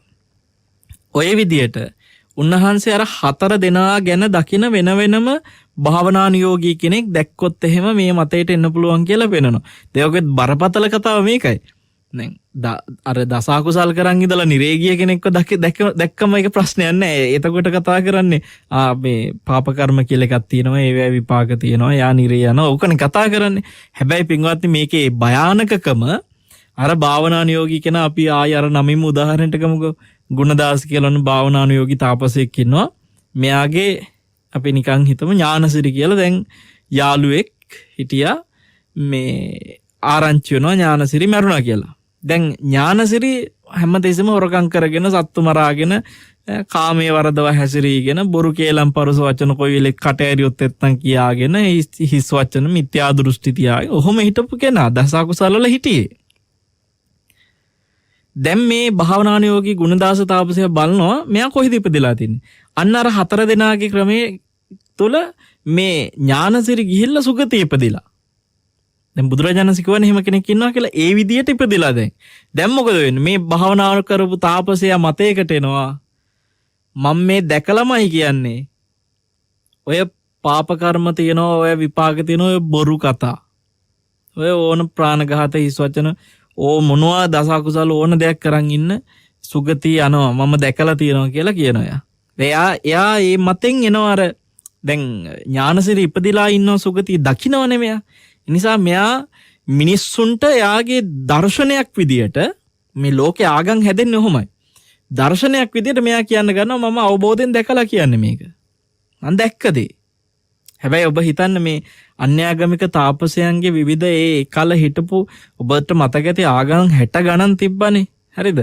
ඔය එක එක ආගම් වල මතිමතාන්තර හැදෙන හැටි මේ. නමුත් බුදු කෙනෙකුගේ අවබෝධයත් එක්ක හැරෙන්නවත් පුළුවන්ද? ඒගොල්ලෝ මේ මොකක් හරි එක දෙයක් දැකලා දැන් අර ඥානසිරිට වෙච්ච දේ දැකලා තමයි මෙයා මතයකට එල්බගන්නේ. දැන් අද විද්‍යාඥයොත් එහෙමනේ. ඉතින් මෙයාලා දැන් පේනවා කොරෝනා වලට බෙහෙත් හොයා ගන්නවා. එක එක රටවල වල බෙහෙත් හොයා ගන්නවා. ඒ බෙහෙත හොයාගෙන ඒක අනුමත කරලා ඔක්කොම කාලේ එනකොට අරකේ වෛරස් එකේ ස්වභාවය වෙනස් වෙලා. ඉතින් මේගොල්ලෝ මේ ඥාන දර්ශන වලින් එන මතාන්තර ආගමික දර්ශනත් ඕ වගේ තමයි. එතකොට දැන් මේ අපි ඕකේ අනිත් පැත්තෙත් එහෙම හිතුවොත් දැන් දස කුසල් කරන් ඉන්න කෙනෙක් සුගතියේ ඉපදිලා ඉන්නවා දකින්න භාවනාවේ ඉන්න කෙනෙක්. භාවනා කරනවා කියන්නේ පින්වත්නි බුද්ධ ශාසනය තුල විතරක් නෙමෙයි භාවනාව තියෙන්නේ. අදටත් ඔය හිමාලය ගියොත් ඕනතරම් ඍෂිවරු ඉන්නවා භාවනාවෙන්. ඒක මේ භාවනාවේ විවිධ සමාපatti වලට සමාදිනා ඉන්නවා. ඉතින් එහෙම කෙනෙක් අර වගේ හොඳට දස කුසල ඉන්න කෙනෙක් සුගතිය උපදිනවා දැක්කොත් ප්‍රශ්නයක් නැහැ. එතකොට එයා ඒ මතයට නෑ. හැබැයි එතනත් බුදුර ප්‍රශ්න නැත්තේ නෑ. බුදුරජාණන් වහන්සේ කියනවා මෙයා මේ දැන් අර අපි ගත්ත නම ඥානසිරි කියලා සූත්‍රේ නෑ. ඥානසිරි කියන නම මම උදාහරණයකට කිව්වේ. ගුණදාස කියලා තාපසයා කියලා උදාහරණයකට කිව්වේ නැතු සූත්‍රේ ගුණදාස කියලා නමක් නෑ. එතකොට දැන් ගුණදාස කියන තාපසයා ඥානසිරි කියන මිනිස්සයව දකිනවා අපි හිතමු සුගතියක ඉපදලා ඉන්නවා. ඥානසිරි මෙහි දස කුසල් කරන් හිටපු කෙනෙක්. එතකොට ඒ භාවනානුයෝගී තාපසයා මතයකට එයිපින්වත්නේ හරි කුසල් කියලා එකක් තියෙනවා, මේ පුණ්‍ය කර්ම කියලා එකක් තියෙනවා, මේවා විපාක තියෙනවා, සුගතිය උපදිනවා කියලා මතයකට. හැබැයි එයා ඕකස්සේ කියනවනේ මං කියන එකමයි හරි. අනිවාර්යෙන් දස කුසල් කරන අය සුගතියෙම තමයි හැමෝම උපදින්නේ. බුදුරජාණන් වහන්සේ ඒව අනුමත කරන්නේ නැහැ කියනවා. අය අර 4 පිරිසක් ඉන්නවනේ වගේ. සවුන්වහන්සේ ඒක අනුමත කරන්නේ නැහැ කියනවා. මං කියන එකමයි හරි අනිත් අය කියන එක වැරදි කියන එකත් අනුමත කරන්නේ නැහැ කියනවා. හැබැයි ආ දැකලා කියනවා කියන එක උන්වහන්සේ අනුමත කරනවායි කියනවා. දැන් ඕකෙත් තියෙන මේ ප්‍රශ්නේ තමයි අනිත් පැත්ත. ඔබ හිතන්න හොඳට දස කුසල් කරන් ඉඳලා ඥානසිරි කියන කෙනා හොඳට දස කුසල් කරන් ඉඳලා නිරේ ඉපදුනා කියමුකෝ. හොඳට දස කුසල ඉඳලා නිරේ ඉපදිලා. දැන් ඔන්න මේ භාවනාවෙන් ඉන්න කෙනා දැක්කා. මෙයා නිරේ ගිහිල්ලා දකින්න දැන්. දැක්කට පස්සේ ඉවරයි. ඉතින් මේ තාපසයා දෘෂ්ටියකට එනවා. මෙයා පටල ගන්නවා කියලා මෙයාගේ දර්ශනය. අපෝ වැඩක් නෑ ඔය දස කුසල් කරාට සත්තු මරන්න නැතුව හිටියා බොරු කියන්නේ නැතුව හිටියා කියලා වැඩක් නෑ. මම දන්න මිනිසෙක් එහෙම ඉඳලා ඔන්න දැන් මට පේනවා එයා ගිහිල්ලා නිරේ ඉන්නවා. ඒ නිසා ඔය දස කුසල් කරන් හිටියට ඔය විපාක නෑ කියලා ඔන්න මතයකට එනවා. මේ මිත්‍යා දෘෂ්ටි ලෝකේ හැදෙන්නේ ඔහොමයි පින්වත්නි. බුදුරජාණන් වහන්සේ මේ විවිධ ආගමික දර්ශන තිබිච්ච එකල මේවා හැදිච්ච විදිහ දැන් මෙතන තියෙන වටිනම දේ තමයි උන්වහන්සේ ප්‍රතික්ෂේප කරේ නෑ එකපාරට මේ හිතලු කියලා. ඒගොල්ලන්ට හිතට ආපු පමණින් උන්වහන්සේ ඒකේ හැදිච්ච විදියක් දකිනවා. මේව මොකක් හරි අර කතාවක් තියෙන සාමාන්‍යයෙන් ගින්නක් නැතුව දුමක් නගින්නේ නැහැ කියලා. ඒ කියන්නේ මේගොල්ලොත් මේ මිත්‍යා දෘෂ්ටික මත කියන්න ඒගොල්ලන්ට මොකක් හරි හේතුවක් ඇතිනේ. දැන් අදටත් අපි හිතනවා ලෝකෙම වුම්කාර මතවාද මොනවා හරි දේ ඒගොල්ලන් තුලින් එන්න එයාලට එක එක හේතු බලපාන මේ වගේ. ඒ හේතු තමයි උන්වහන්සේ මේ පෙන්නන්නේ. එතකොට දැන් මේ හතර දෙනාගේ විවිධ තත්ත්වය ඔය එක එක දකින්න දැකීම හතර දෙනාම හිතාගත්තේ මොකද දැකපු එකත් එක මන් තමයි හරි අනිත් ඒවා ඔක්කොම වැරදි. නමුත් හතර දෙනාම වැරදි නෙතන. එතකොට දැන් ඔබට මෙතන ප්‍රශ්නයක් එයි. හැම දෙනාම නිරේ යනවා කියද්දි ඒක ප්‍රතික්ෂේප කරන්න උන්වහන්සේ. දස කුසල් කරන් හිටපු හැම දෙනාම සුගතිය උපදිනවයි කියන එක උන්වහන්සේ අනුමත කරන්නේ නැහැ කිව්වා. දස අකුසල් කරන් හිටිය හැම දෙනාම ඒකාන්තේ නිරේ යනවා කියන එකත් උන්වහන්සේ අනුමත කරේ නැහැ කිව්වා. ඒ වගේම තමයි දස අකුසල් කරලා මේ සුගතිය යන එකත් දස කුසල් කරලා දුගතිය යන එක හැම කෙනාටම පොදු නෑ. ඒක උන්වහන්සේ අර තාපසයා දැක්කට කවුරු හරි කෙනෙක් ඉලක්ක කරලා අන්න ඥානසිරි දැන් මෙතන කියලා ඒක උන්වහන්සේ හැම කෙනාගේම තත්ත්වෙන් දකින්නේ. මොකද බුදු කෙනෙක් කියන්නේ ලෝකයේ අපි ගත්තොත් ලක්ෂයක් මරුණොත් මේ ලක්ෂයටම කොහෙද ඉපදුනේ උන්වහන්සේ. හරි දැන් අදටත් සාමාන්‍ය මොන හරි පරේක්ෂණයක් කරනකොට උනත් විශ්වවිද්‍යාලයක වුණා ඔය නියද විදියට තෝරගන්න පිරිසක ගෙවුණත් විශාල කණ්ඩායම සමහරලාට 100ක් 1000ක් ලක්ෂයක් මිනිස්සු එහෙම 20000ක් අරගෙන 10000ක් අරගෙන ඒ 10000 අතර පරේක්ෂණ කරනවනේ මේ කෙනාගේ තත්ත්වය මොකද්ද කියලා විවිධ පරේක්ෂණ වලට කට්ටිය ගොඩාක් අරගෙන තමයි බලන්නේ. නමුත් ඒවත් වරදිනවනේ. ඒතර බුදු කෙනෙක් එහෙම මේ ඥානසිරිට වෙච්ච දෙයි සෝනපාලට වෙච්ච දෙයි එහෙම බලලා නෙමෙයි උන්වහන්සේ තීරණ ගන්න පින්වත්නි. බුදු කෙනෙක් ලෝකයේ දකින්නේ සියලු තැන සිද්ධ වෙන සියලුම සත්‍ය යමක් ඇද්ද ලෝකේ පවතින දෙයක් ඒ පවතින ස්වභාවය උන්වහන්සේ අවබෝධයෙන්ම දැකලා තියෙනවා. ඒක මේ පුද්ගලයෙකුට වෙච්ච හින්දා බලලා කිව්වා නෙමෙයි. දැන් අර එක මිනිසෙක් මිත්‍යා දෘෂ්ටි තිබිලා සුගතියක ගියපු කෙනෙක් ගැන කියනවා එයා කල්ප 100කට එක්කෙනා ඉඳලා තියෙන්නේ කියලා. එක ස්වාමීන් වහන්සේ නමක් අහනවා මේ මිත්‍යා දෘෂ්ටි තිබිලා සුගතියේ ඒ සාමාන්‍ය බුදුරජාණන්සේ කියනවානේ ඒකාන්තෙන් නිරේ හරි තිරිසන් ලෝකේ හරි විතරයි උපදින්නේ කියලා. එහෙම නැතුව ඉපදිච්ච කෙනෙක් ඇත්තේම නැද්ද ස්වාමීනි කියලා අහනකොට කියනවා මෙයා එහෙම කෙනෙක් එහෙම විවිධ මිත්‍යා දෘෂ්ටි තීච්ච එල්බගත්ත කෙනෙක්. හැබැයි මෙයා මේ මුළු කල්ප 100කටම එකම කෙනයි. එහෙම දැකලා තියෙනවා. ඒතර උන්වහන්සේ අර ඒ කල්ප 100කට අතරේ හිටපු එක කෙනෙන්නේ. ඉතින් ඔය කෙනා මග ඇරෙන්න පුළුවන් කාට හරි. හරිද? හැබැයි බුදුරජාණන් වහන්සේ පෙන්නනවා එයාත් මිත්‍යා දෘෂ්ටි තිබ්බට කර්මඵල ගැන යම්කිසි විශ්වාසයක් තිබිලා තියෙනවා. එයාටත් යන්තමින් හරි තිබිලා තියෙනවා. එතකොට දැන් බලන්න බුදු කෙනෙක් එහෙම තත්වකදීත් මේ වගේ 4 දෙනෙක් ඉන්නවයි කියලා කියනවා. ඒ කියන්නේ මේ ලෝකේ මේ 4 තුලම සිද්ධ විය හැක ඕනෑම දෙයක් කියන එකයි. දැන් ඔබ 17 කල්පනා කරනවා ඇති කොහොමද ඇයි මේ එහෙම වෙන්නේ කොහොමද කියන එක. ඔන්න දැන් තමයි ඒකේ උත්තරේට එන්නේ. පින්වත්නි ඔබට මම මේක මේ බුදු වදන තුල ඒ සිද්ධ වෙච්ච දේ කියන්න කලින් නිකන් පොඩි දෙයක් ඔලුවට දෙන්නම් මෙහෙම. අපි හිතමු ඔන්න භික්ෂුණීන් වහන්සේ නමක් අපවත් වෙනවා. මේ බික්කුණින් වහන්සේ අපවත් වුණාට පස්සේ මේ බික්කුණින් වහන්සේගේ පාංශුකෝලේ තිබ්බයි කියමුකෝ. අද පාංශුකෝලේ බෝලුවේ මවා ගන්නකො. මේ කියන බික්කුණින් වහන්සේට ඒ විදිහටම පාංශුකෝලයක් වුණාද නැද්ද කියන එක අපි දන්නේ නැහැ. මොකද මේක කලින් බුද්ධ ශාසනයේ වෙච්ච දෙයක්. කාශ්‍යප බුද්ධ ශාසනයේ. හැබැයි මම ඔබට කියන්නේ අද වෙච්ච විදියෙන් හිතින් මවා ගන්න. ඔන්න භික්ෂුන් වහන්සේ නමක් අපවත් වෙලා උන්වහන්සේ වෙනුවෙන් හාමුදුරුවෝත් වැඩම කරලා පාංශුකෝලයක් තියෙනවා. අපවත් වෙච්ච වෙලාවේ මේ ඒ ආදාහනයට කලින් පාංශුකෝලේ තියෙනවා. දැන් මේ පාංශුකෝලේට වැඩිය හාමුදුරුවෝ සියලු දෙනා වහන්සේ දන්නවා මේ බික්කුණින් වහන්සේ කොහොමද ජීවත් වුනේ කියලා. මේ බික්කුණින් වහන්සේ කොයි වෙලාවෙ චෛත්‍යයම දිනවා, මල් ආසන සුද්ධ කරනවා, පිරිත් කියනවා, ධර්ම මේ කියන්නේ ධර්මයේ තුල අර බුද්ධෝපස්ථානෙ ගැන කියනවද? ඒ බුද්ධෝපස්ථානෙ උපරිමයෙන්ම කොයි වෙලාවෙත් බුදුරජාණන් වහන්සේගේ සෑය පිරිසිදු කර මල් ආසන සෝදලා මල් පූජා කරලා හරිම පිරිසිදු තියාගන්නවා. ගිලම්පස එකක් උනත් තියන්නේ හොඳට වතුර වේදුරු සෝදලා පිරිසිදු කරලා මැදලා හරිය ලස්සනට බුද්ධෝපස්ථාන ටික කරනවා. අදටත් ඔය එහෙම සිදුවීම් තියෙනවානේ. පින්වත්නි මේ දැන් ඔය භික්ෂුන් වහන්සේ සීලෙත් හොඳට රකින්නයි කියමුකෝ. හොඳට ශික්ෂාපද ටික රකින්නවා. ඒ කියන්නේ එකක් තේරෙනවා හොඳට විනය කර්ම කරන තැන්වලදී හැමදේම ඔක්කොටම සහභාගී වෙනවා. ඒක කරනවා. අකුරටම මේ ශික්ෂාපද ටික ඔක්කොම රකින්නවා. ඇවැත් දේශනා කරනවා. ඒ ඔක්කොම හරි. දැන් මේක කවුරුත් දැකලා තියෙනවා. මේ පාංශුකෝලේ ඉන්න හාමුදුරුවෝත් දැකලා තියෙනවා. භික්ෂුන් වහන්සේලාත් දැකලා තියෙනවා.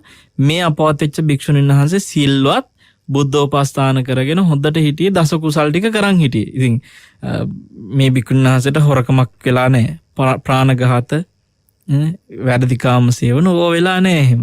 අර දස කුසල් ටික හොඳට කරනවා. සම්මා දිට්ඨියක් තියෙන හින්දානේ මේ බුද්ධෝපස්ථානත් කරන්නේ. පින්වත්නි ඔක්කොම හරි. දැන් බාහිර ඉන්න කාටත් හිතෙන්නේ අනිවාර්යෙන් මුන්නාන්සේ ඉපදිලා ඇත්තේ සුගතිය කියලානේ හිතෙන්නේ. දැන් දැක්ක ගමන් පාංශුකෝලේදී ಗುಣ වර්ණනා කරන්නේ නැති ආය අමුතුවෙන් අපි පාංශුකෝල දීලා මෙතන මේ පින් දෙන්න දෙන්නේ මේ බික්කුණින් වහන්සේ ස්ථිරවම දැන් ඇත්තේ සුගතිය කියලාත් කියන්නේ නැති. එදාවේ පාංශුකෝලේ තිබ්බනම් එහෙම පාංශුකෝලයක් තිබ්බනම් අනිවාර්යෙන් ಗುಣ කියන්නේ නැති වොම සුගතිය ඇත්තේ දැන් කියලාම කියන්නේ නැති. හැබැයි මේ බික්කුණින් වහන්සේ වෙනකොට ඉපදිලා හිටිය පින්වත්නි නිරේ අච්චර දස කුසල් හොඳට තීච්ච සීලේ නේද? පැවිදි සීලේ හොඳට රැකලා අර වගේ බුද්ධෝපස්ථානත් කරලා මේ නිරේ ගිහිල්ලා. හේතුව මොකද්ද?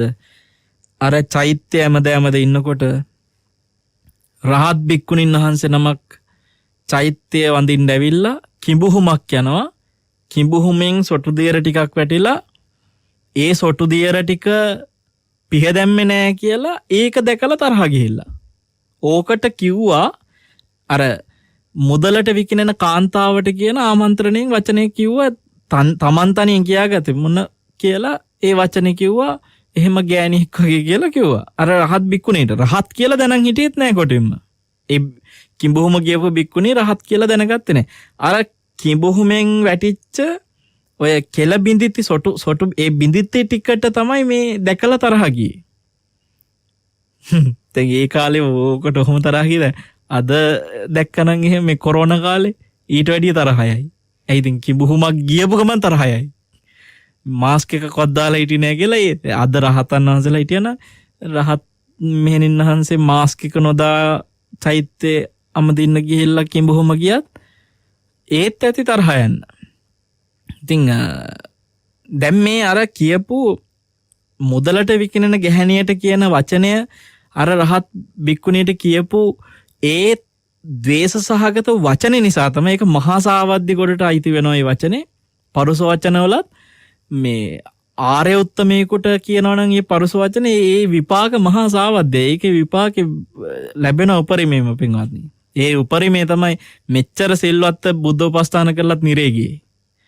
අන්න අර 4 දෙනාගේ ඔබට ප්‍රශ්නාර්ථයක් වෙච්ච කෙනෙක් හොඳට දස කුසල් තිබිලා යනවා නිරේ. දැන් බාහිරින් බලන කෙනා හිතන්නේ මෙයා හොඳ සිල්වත් හිටියා. මෙයා කොහොමද නිරේ ගියේ? ඒකනේ ප්‍රශ්නාර්ථය තියෙන්නේ.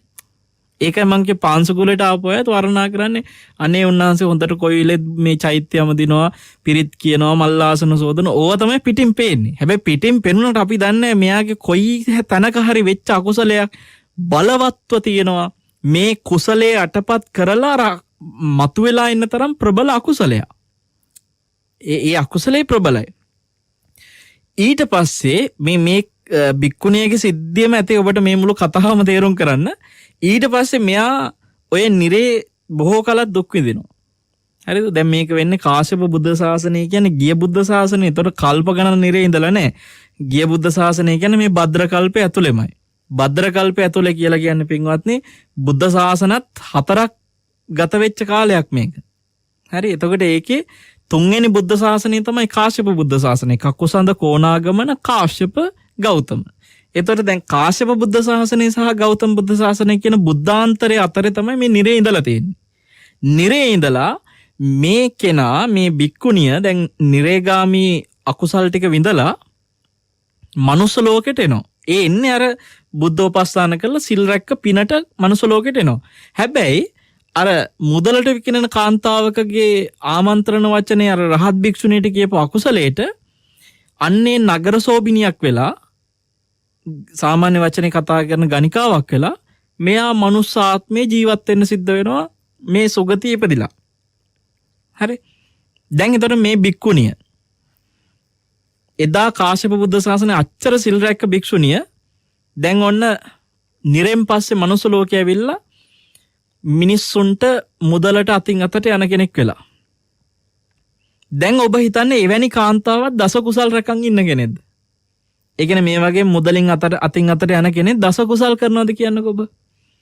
මෙයා හරි සිල්වත් වචනෙනුත් සංවර වෙලා, කයිනුත් සංවර වෙලා, මේ द्वේෂෙත් නැහැ, අනුන්ගේ දෙයට ආස කරන අභිජ්ජාවත් නැහැ. හොඳට එහෙම ඉන්න කෙනෙක්ද ඔබට හිතෙන්නේ නැහනේ. සාමාන්‍යයෙන් ඔය වගේ අය අතින් බොනවා වෙන්න තියෙන හැම දෙයක්ම සමහරලට වෙනවා. දැන් අද ගොඩාක් නගර සෝබිනියෝ කොච්චර සල්ලි හෙව්වත් මේ මිනිස්සු සමහරලාවට අර කියන්නේ කිසි වගතුවක් නැහැ. ජීවිතේ මහා කාලකන්ණි විදියට ඉන්නේ. හොයලා බැලුවම එක්ක මත් කුඩු වලට බැහි වෙලා ඉතින් කොච්චර සල්ලි හෙව්වත් මදි. ඒ ඔක්කොම අර කුඩු වලට විනාශ වෙනවා. ශරීරෙත් විනාශ වෙනවා. කීර්තියක් නැති වෙලා. ආයි ජීවිතේ ගොඩ ගන්න බැරි විදියට විනාශ වෙලා.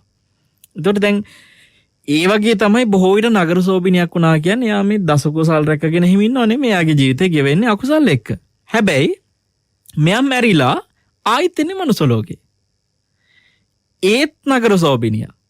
දැන් එතකොට ඔබ හිතන්න අර නගර සෝබිනිය මැරිච්ච වෙලාවේ පාංශුකුලේ තිබ්බනම් ඕකෙදි මොනවා කියයිද? කවුරුත් දන්නවා මෙයා ජීවත් වෙච්ච හැටි. මෙයාගේ අර මුළු කෙරුවාවම දන්නවා ජීවිතේ ගෙවිච්ච හැටි. ඒ නිසා කියයි අනේ යා කොහේ හරි දුක් ඇති අභවිතනක ඉන්නවා නම් ඒකෙන් ආත්ම ඉදලා සුගතියට ඒවා කීකී පින් දෙයි. හැබැයි මේ උන්ද මනුස්ස ලෝකෙ ඉපදිලා බලන්න. එතන මොකක්ද වෙලා තියෙන්නේ? දස අකුසල් කරන් ඉඳලා සුගතිය ඇවිල්ලා. එතකොට දැන් මේ මනුස්ස ලෝකයේ ඇවිල්ලා ඒ දෙවනි වතාවෙත් නගර සෝබිනිය. ඒ ජීවිතයේ ගෙවිලා කය බිඳිලා මැරිලා තුන්වෙනි ජීවිතේ එනවා මනුස්ස ආත්මෙට. ඒත් තුන්වෙනි ආත්මෙත් මනුස්ස ආත්මය. කියන්නේ නිරෙන් පස්සේ තුන්වෙනි ආත්මෙත් මනුස්ස ආත්මය. නිරෙන් පස්සේ හතරවෙනි ආත්මෙත් මනුස්ස ආත්මය. 5 6 7 8 9 10 ඔහොම 50ක් 100ක් යනකම්ම මනුස්ස ආත්ම. පින්වත්නි ඔබ විශ්වාස කරන්න 499ක් ආත්ම එනකම්ම මනුස්ස ආත්මෙටම වෙනවා, කාන්තාවක්ම වෙනවා. ඒ හැම ආත්මිකම නගර සෝබිනියෝ. ඒ කියන්නේ නගර සෝබිනියකට සාමාන්‍යයෙන් සමාජයේ නිନ୍ଦා අපහාස ලැබෙනවනේ. නිନ୍ଦා අපහාස ලැබෙනවා අපෝ මෙහෙම කෙනෙක් කියලා. ඒ නිନ୍ଦා අපහාස මෙයා ආත්ම 499ක් තිස්සෙම විඳලා ඒ විපාකේ මොකක්ද? අර රහත් බික්කුණියට කරපු චෝදනාවේ අපවාදේ වචනේ විපාකේ මේ ආත්ම ගණන් දැන් විදිනවා. Tamanට පෙරලා එනවා ඒ ටික. අර වී වැපුරුවට පස්සේ අස් වෙන්නට වී හම්බෙනවා වගේ, මුං වලට අස් වෙන්න මුං එනවා වගේ, කවුපි වලට අස් වෙන්න කවුපි එනවා වගේ. දැන් අර නගර සෝබිනිය කියන වචනේ ටික කොහොම නගර සෝබිනිය කියලා නෙමෙයි, ඒක ටිකක් සැර වචනෙන් කිව්වේ. ඒක වේ අකුරෙන් තියෙන වචනික කියන්නේ ඒක ඒ කාලේ ඉඳන්ම එන පෞරාණික වචනයක්. පාලි භාෂාවෙත් තියෙන මේ වචනේ තමයි වේ අකුරයි ඉංග්‍රීසි හොඩියේ තුන්වෙනි අකුරයි තියෙන මේ ඔය අකුරු දෙකේ වචනේ. එතකොට මේක කිව්ව එකේ විපාකේ ආත්ම ගණන් මේ විදිහට විඳලා විඳ 499ක් ආත්මවල ආවට පස්සේ 500 වෙනි ආත්මේ තමයි පින්වත්නි අම්බපාලි වෙලා උපදින්නේ. හරිද? එදත් ඒ ආත්මේ උපදින්නේ ලස්සනයි. ඇයි හැම ආත්මිකම ලස්සනයි. දැන් ඒතර ඔබ හිතන්න දස අකුසල් කරන් ඉඳලා නගර සෝබිනයක් විදිහට මේ සුගතිය එනවා ඊළඟ ආත්මෙ. ඊළඟ ආත්මෙත් සුගතිය එනවා. ඊළඟ ආත්මෙත් සුගතිය එනවා. 500ක් සුගතිය එනවා. ඉතින් අම්බපාලි වෙච්ච ආත්මෙත් ඒත් නගර සෝබිනියක් ඔන්නේ අන්තම් බුදුරජාණන් වහන්සේගේ ධර්මය ලැබිලා රහත් වෙනවා. පැවිදි වෙලා. පින්වත්නි ඔබට හිතේ දැන් එහෙම දස අකුසල් කරපු කෙනා කොහොමද ඔච්චර මනුස්ස ආත්ම වලට ආවේ? කොහොමද මේ හැම ආත්මෙම ලස්සන වෙලා ඉපදුනේ? පින්වත්නි අර ඔබට මතක ඇති අර සිල්වත්ව ඉඳලා බුද්ධෝපස්ථාන හොඳට කරලා ඇය කාශ්‍යප බුද්ධ ශාසනයේ භික්ෂුණියක් විදියට කරපු කුසල ධර්මය. ඒ කුසලයේ ආනිසංස වලට තමයි මේ හැම ආත්මයකටම මනුස්ස ලෝක වලට ඇවිල්ලා සුගතිය ඉපදුනේ. දැන් ඔන්න ඔබට එක කතාවක් ඇතුලේ තේරෙනවා ඇති දස කුසල් කරන් ඉඳලා නිරේගිය හැටිත් දස අකුසල් කරන් ඉඳලා සුගතිය ආපු හැටිත් එක චරිතකින් ඔබට මේක තේරෙනවා ඇති. ඉතින් ඔබට හිතා ගන්නවත් පුළුවන්ද කර්මය කොහොමද කැරකිලා එන්නේ කියලා. එතකොට පින්වත්නි අපි හැම කෙනාගේම ආත්මවල ඔය වගේ තියෙන්න පුළුවන් මේ අපි දැන් කරන කුසලයේ අකුසලයේ යටපත් කරන්න පුළුවන් කර්ම අතීතේ හැංගිච්චා තියෙන්න පුළුවන්. ඒක සමහරට මේ ආත්මෙම වෙච්ච එකක් වෙන්න පුළුවන් පෙර ආත්මික එකක් වෙන්නත් පුළුවන්. මේවා කැරකිලා යනවා. බුදුරජාණන්සේ දේශනාව අවසානයේදී කියන මෙන්න මේ වාක්‍ය තුල තමයි මේ මුළු හරයම හොඳට තේරෙන්නේ. ඉතිකෝ ආනන්ද අත්ති කම්මං අබබ්බං අබබ්බා භාසං. ආනන්ද මේ සමහර කර්ම තියෙනවා අකුසලයේ යටපත් කරන අකුසල කර්ම තියෙනවා. ඒ කියන්නේ වෙච්ච අකුසලයේ යටපත් කරලා විපාක දෙන වෙන අකුසල තියෙනවා. ඊළඟ ආත්මෙ උපදින්න. අත්තිකම්මං අබබ්බහං බබ්බා භාසං. සමහර කුසල කර්ම තියෙනවා කුසලයේ යටපත් කරලා මතු වෙලා විපාක දෙන කුසල්. අත්තිකම්මං බබ්බංච බබ්බා භාසංච. සමහර මේ කුසලයේ යටපත් කරන අකුසලොත් තියෙනවා කියනවා. දැන් අර දෙවෙනි එකේදී කියමු මොකද්ද? අත්තිකම්මං අබබ්බං බබ්බා භාසං. ඒ කියන්නේ ඇතැම් කුසලේ යටපත් කරන අකුසල් තියෙනවා. එතකොට බබ්බංච බබ්බා භාසංච. කුසලෙම යටපත් කරන කුසලොත් එතන තියෙනවා. හතරවෙනි එක අත්තිකම්මං බබ්බං අබබ්බා භාසං. සමහර අකුසලයේ යටපත් කරන කුසලුත් තියෙනවා.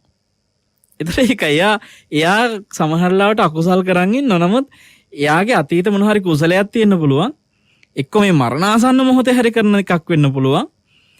පෙර හරි මේ අවසාන මොහොතේ හරි සිද්ධ වෙච්ච දෙයකින් අපි මේ ලෝකයා දන්නේ ලෝකයා හිතන් ඉන්නේ අපෝ ඔය මිනිහා නම් අර යන්නේ නැති කියලා හිතනවා. අනේ ආ හරි පින්වන්තයා යා මෙහෙ යන්නේ නැති කියලා හිතනවා. නමුත් අර ඒක යටපත් කරන එකක් ඇවිල්ලා අපි හිතන්නේවත් නැති තැනක උපදින්න පුළුවන්. ඔබ හිතන්න පින්වත්නි භයානකයි. හැබැයි මතක තියාගන්න එක දෙයක්. කරපු අකුසලයක් තියෙන එක යටපත් වුණා කියලා ඒක නැති වෙන්නේ ඒ විපාකේ කොයි වෙලේ හරි විපාක දෙනවා. කරපු කුසලයක් යටපත් වුණා කියලා ඒක කොයි වෙලේ හරි විපාක දෙනවා. අන්න ඒකත් මතක තියාගන්න. අද ඊටාම වටින සූත්‍රයක් මේ මහා කම්මවිභංග සූත්‍රය. ඒ කියන්නේ මුළු සූත්‍ර පිටකෙම හරි වෙනස් විදිහට පෙන්නපු කාරණයක් මේ කර්මය ගැන කොහේවත් ලේසියෙන් අහන්න නැති කතාවක් මේ මහා කම්මවිභංග සූත්‍රය පෙන්වන්නේ.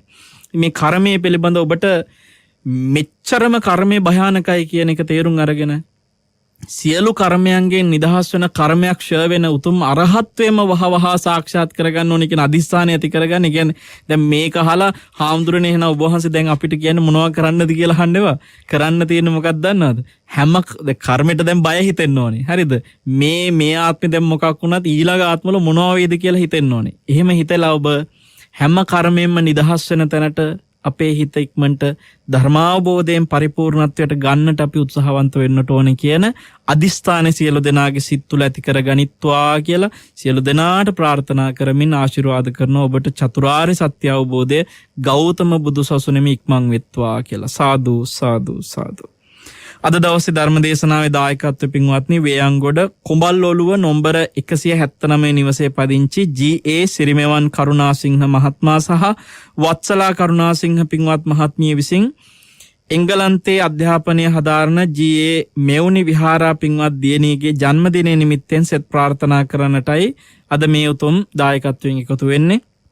ඉතින් ඒ විශේෂ අරමුණ වෙච්ච ජී.ඒ. මෙවුනි විහාරා පින්වත් දියණියට අපි ආශිර්වාද කරනවා, සෙත් ප්‍රාර්ථනා කරනවා. ඇයට කායික සුවපත් භාවයෙන්, මානසික සුවපත් භාවයෙන් තමන්ගේ අධ්‍යාපන කටයුතු සාර්ථකව සඵල කරගෙන තමන්ගේ දෙමව්පියන්ගෙත් සියලුම අරමුණු, යහපත් අරමුණු මුදුන්පත් කරවන්නට ඇයට ශක්තිය ධෛර්යය සැලසෙන්නට කියලා දීර්ඝායුෂ ප්‍රාර්ථනා කරනවා.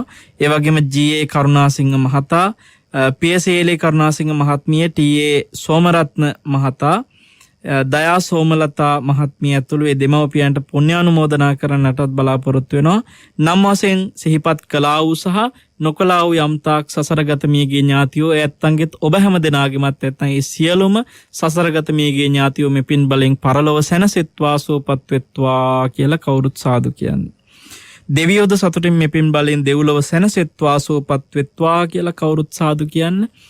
සියලු දෙනාගේ ඉෂ්ඨකාන්ත දෙවිවරු මේ පින් බලෙන් දෙව්ලොව සැනසෙත්වා, සියලු සම්‍යක් දෘෂ්ටික දෙවිවරු මේ පින් බලෙන් දෙව්ලොව සැනසෙත්වා, සුවපත් වෙත්වා කියලා අපි ආශිර්වාද කරමින් සිරිමෙවන් කරුණාසිංහ මහත්මයාටත්, වත්සලා කරුණාසිංහ මහත්මිය ඇතුළු දායකත්වයෙන් එකතු වෙච්ච ඇත්තන්ටත්, ඒ වගේම net fm ආයතනයේ අධිපතිතුමන්, අපේ වරුණ මහත්මයා ඇතුළු කාර්ය මණ්ඩලයේ පින්වත් සියලු දෙනා, net ශ්‍රවණය කරන පින් ඇති ඔබ හැම දෙනාටමත් අපි මේ වෙලාවේ ආශිර්වාද කරනවා.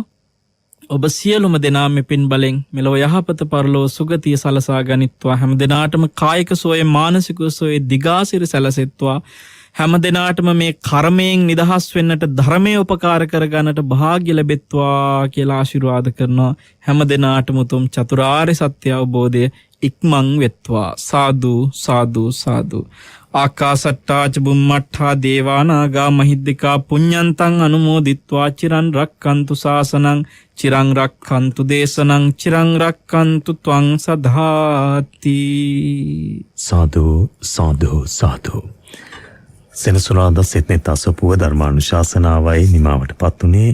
ඒ ධර්මදේශනාව අහගෙන ඉන්නකොට හරි පුදුම ජීවිතයේ අවිනිශ්චිත භාවය පිළිබඳවත් හිතන සහ ඒත් එක්කම මොකද්ද මේ කියන්නේ, මේක තමයි මේ පුදුමය තමයි ඇත්ත. අපි සමහර විට නොදැනීම මිත්‍යා දෘෂ්ටියට වැටෙනවානේ. මට අර ඔබ වහන්සේගේ දේශනාව අහගෙන ඉන්නකොට හිතුනේ අර යම් කෙනෙක් අනාවැකි පළ කරන යම් දේවල් ප්‍රත්‍යක්ෂ කරගෙන අවබෝධ කරගත්ත දෙයක් කියනවා කියලා කිව්වහම එය නිවැරදි අවබෝධයක් නොවුනොත් එහෙම අපි මිත්‍යා දෘෂ්ටියට වැටෙනව දන්නේම නැතුව. ඒ නිසා හරි පුදුම ජීවිතයක් මේ ජීවිතය. අපේ වාසනාවකට සම්බුදුරජාණන් වහන්සේ ජීවිතය අපට පැහැදිලි කරලා දීලා තිබෙනවා. සත්‍ය ස්වභාවය පැහැදිලි කරලා දීලා තිබෙනවා. ඒ නිසා සත්‍ය දෙකක් නැහැ, එකක්මයි තියෙන්නේ. ඒ සත්‍ය ධර්මයේ තිබෙන සත්‍ය. ඒ සත්‍ය සොයා යන්නට ඔබ යහුසුළු වන්න. පමා වෙන එක කොතරම් අපි අපේ ජීවිතේට කරගන්න අවඩක්ද කියලා හිතන්න. ඒ තත්ත්වයටපත් වුණොත් එහෙම මේ කියන ඔබට කියනවා වගේ පමණක් නෙවෙයි, අපිත් කළ යුතුයි. ඔබට මට අපි හැමෝටම පොදු දෙයක් මේ. ඒ නිසා අපි තවත් අපිට ඒ සම්බන්ධව දැනගත යුතු දේවල් බොහෝමයක් තිබෙනවා. අපි සාකච්ඡා කරමු.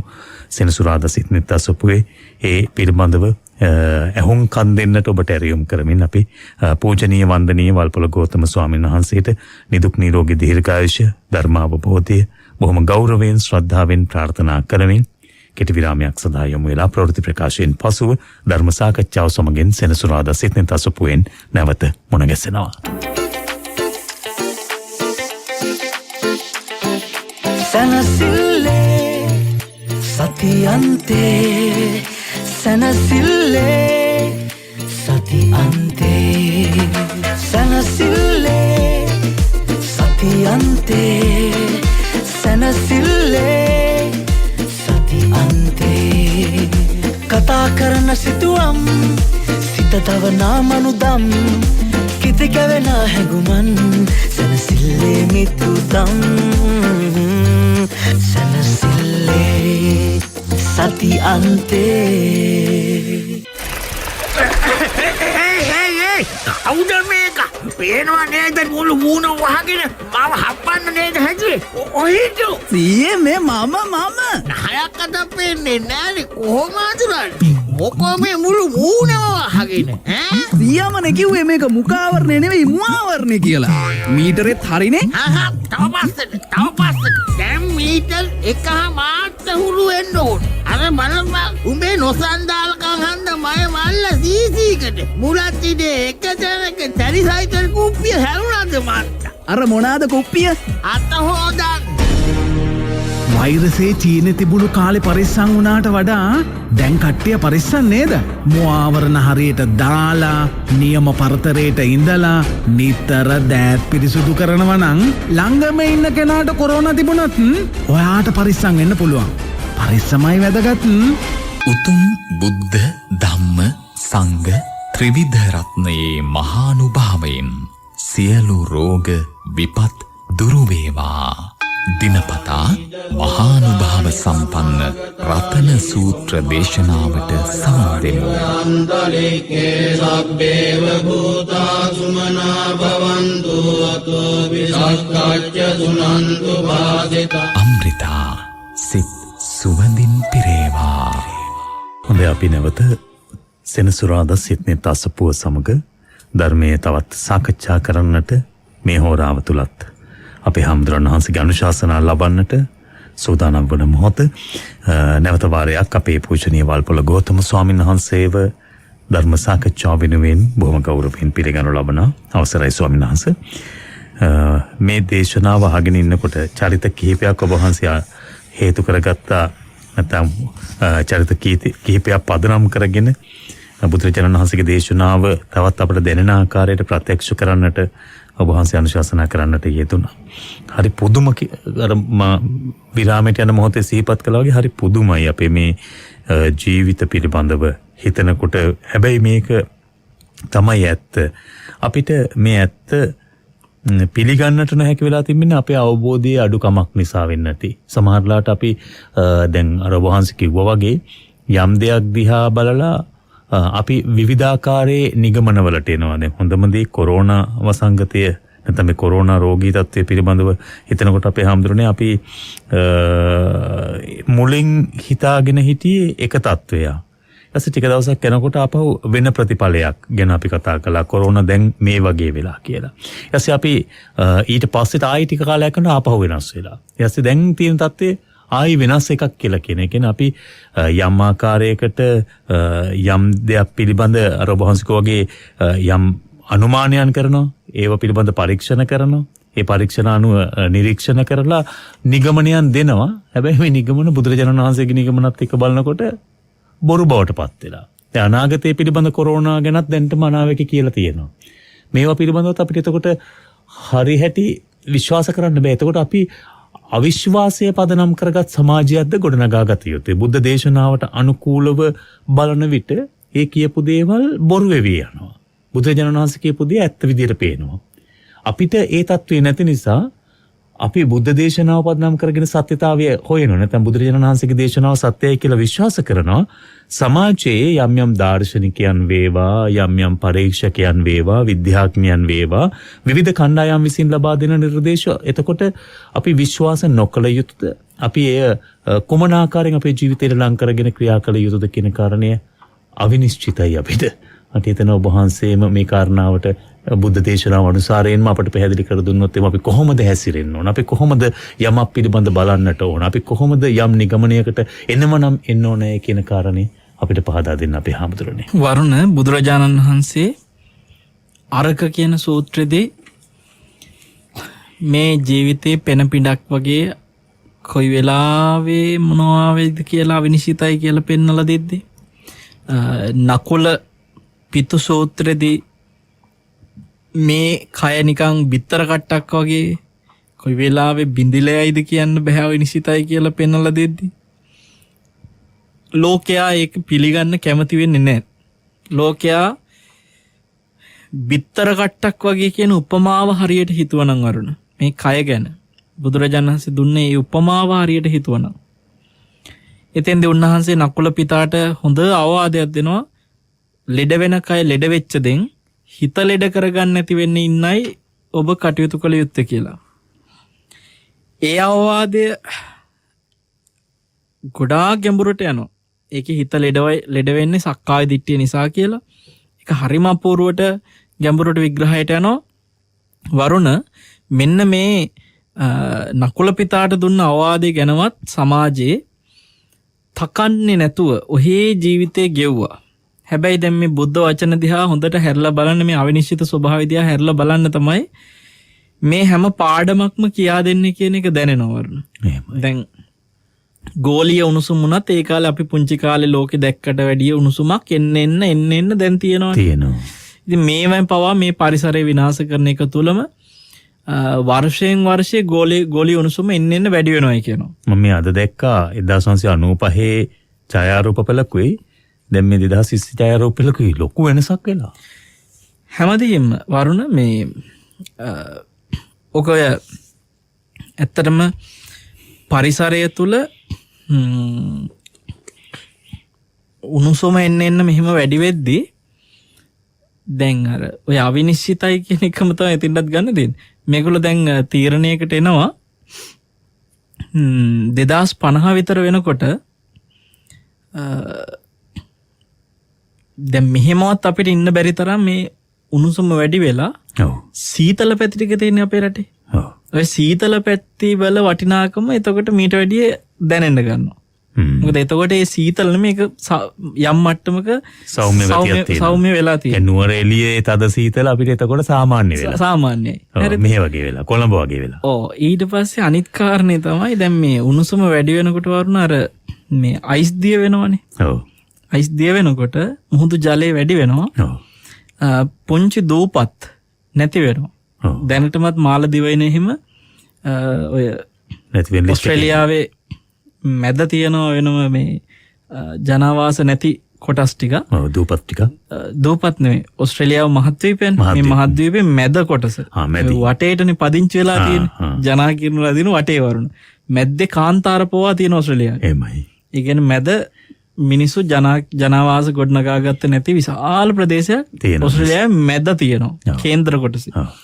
එතකොට දැන් මාලදිවයිනට අන්නේ මැද කොටස දෙන්න දැන්ටමත් ඔක්කොම සූදානම් කරලා තියෙන්නේ. එතකොට අපිට එපා කියපු කොටස මාලදිවයිනට දෙන එතකොට. දැන් 2050 විතර වෙනකොට මාලදිවයින කියන රටක් නැති වෙනවයි කියන මට්ටමට ඕන් අර අයිස් දිය වෙවි යන විදිහත් එක්ක තීරණ අරගන්නවා. හැබැයි ඉතින් ওই වචන ඔක්කොම අවිනිශ්චිතයි.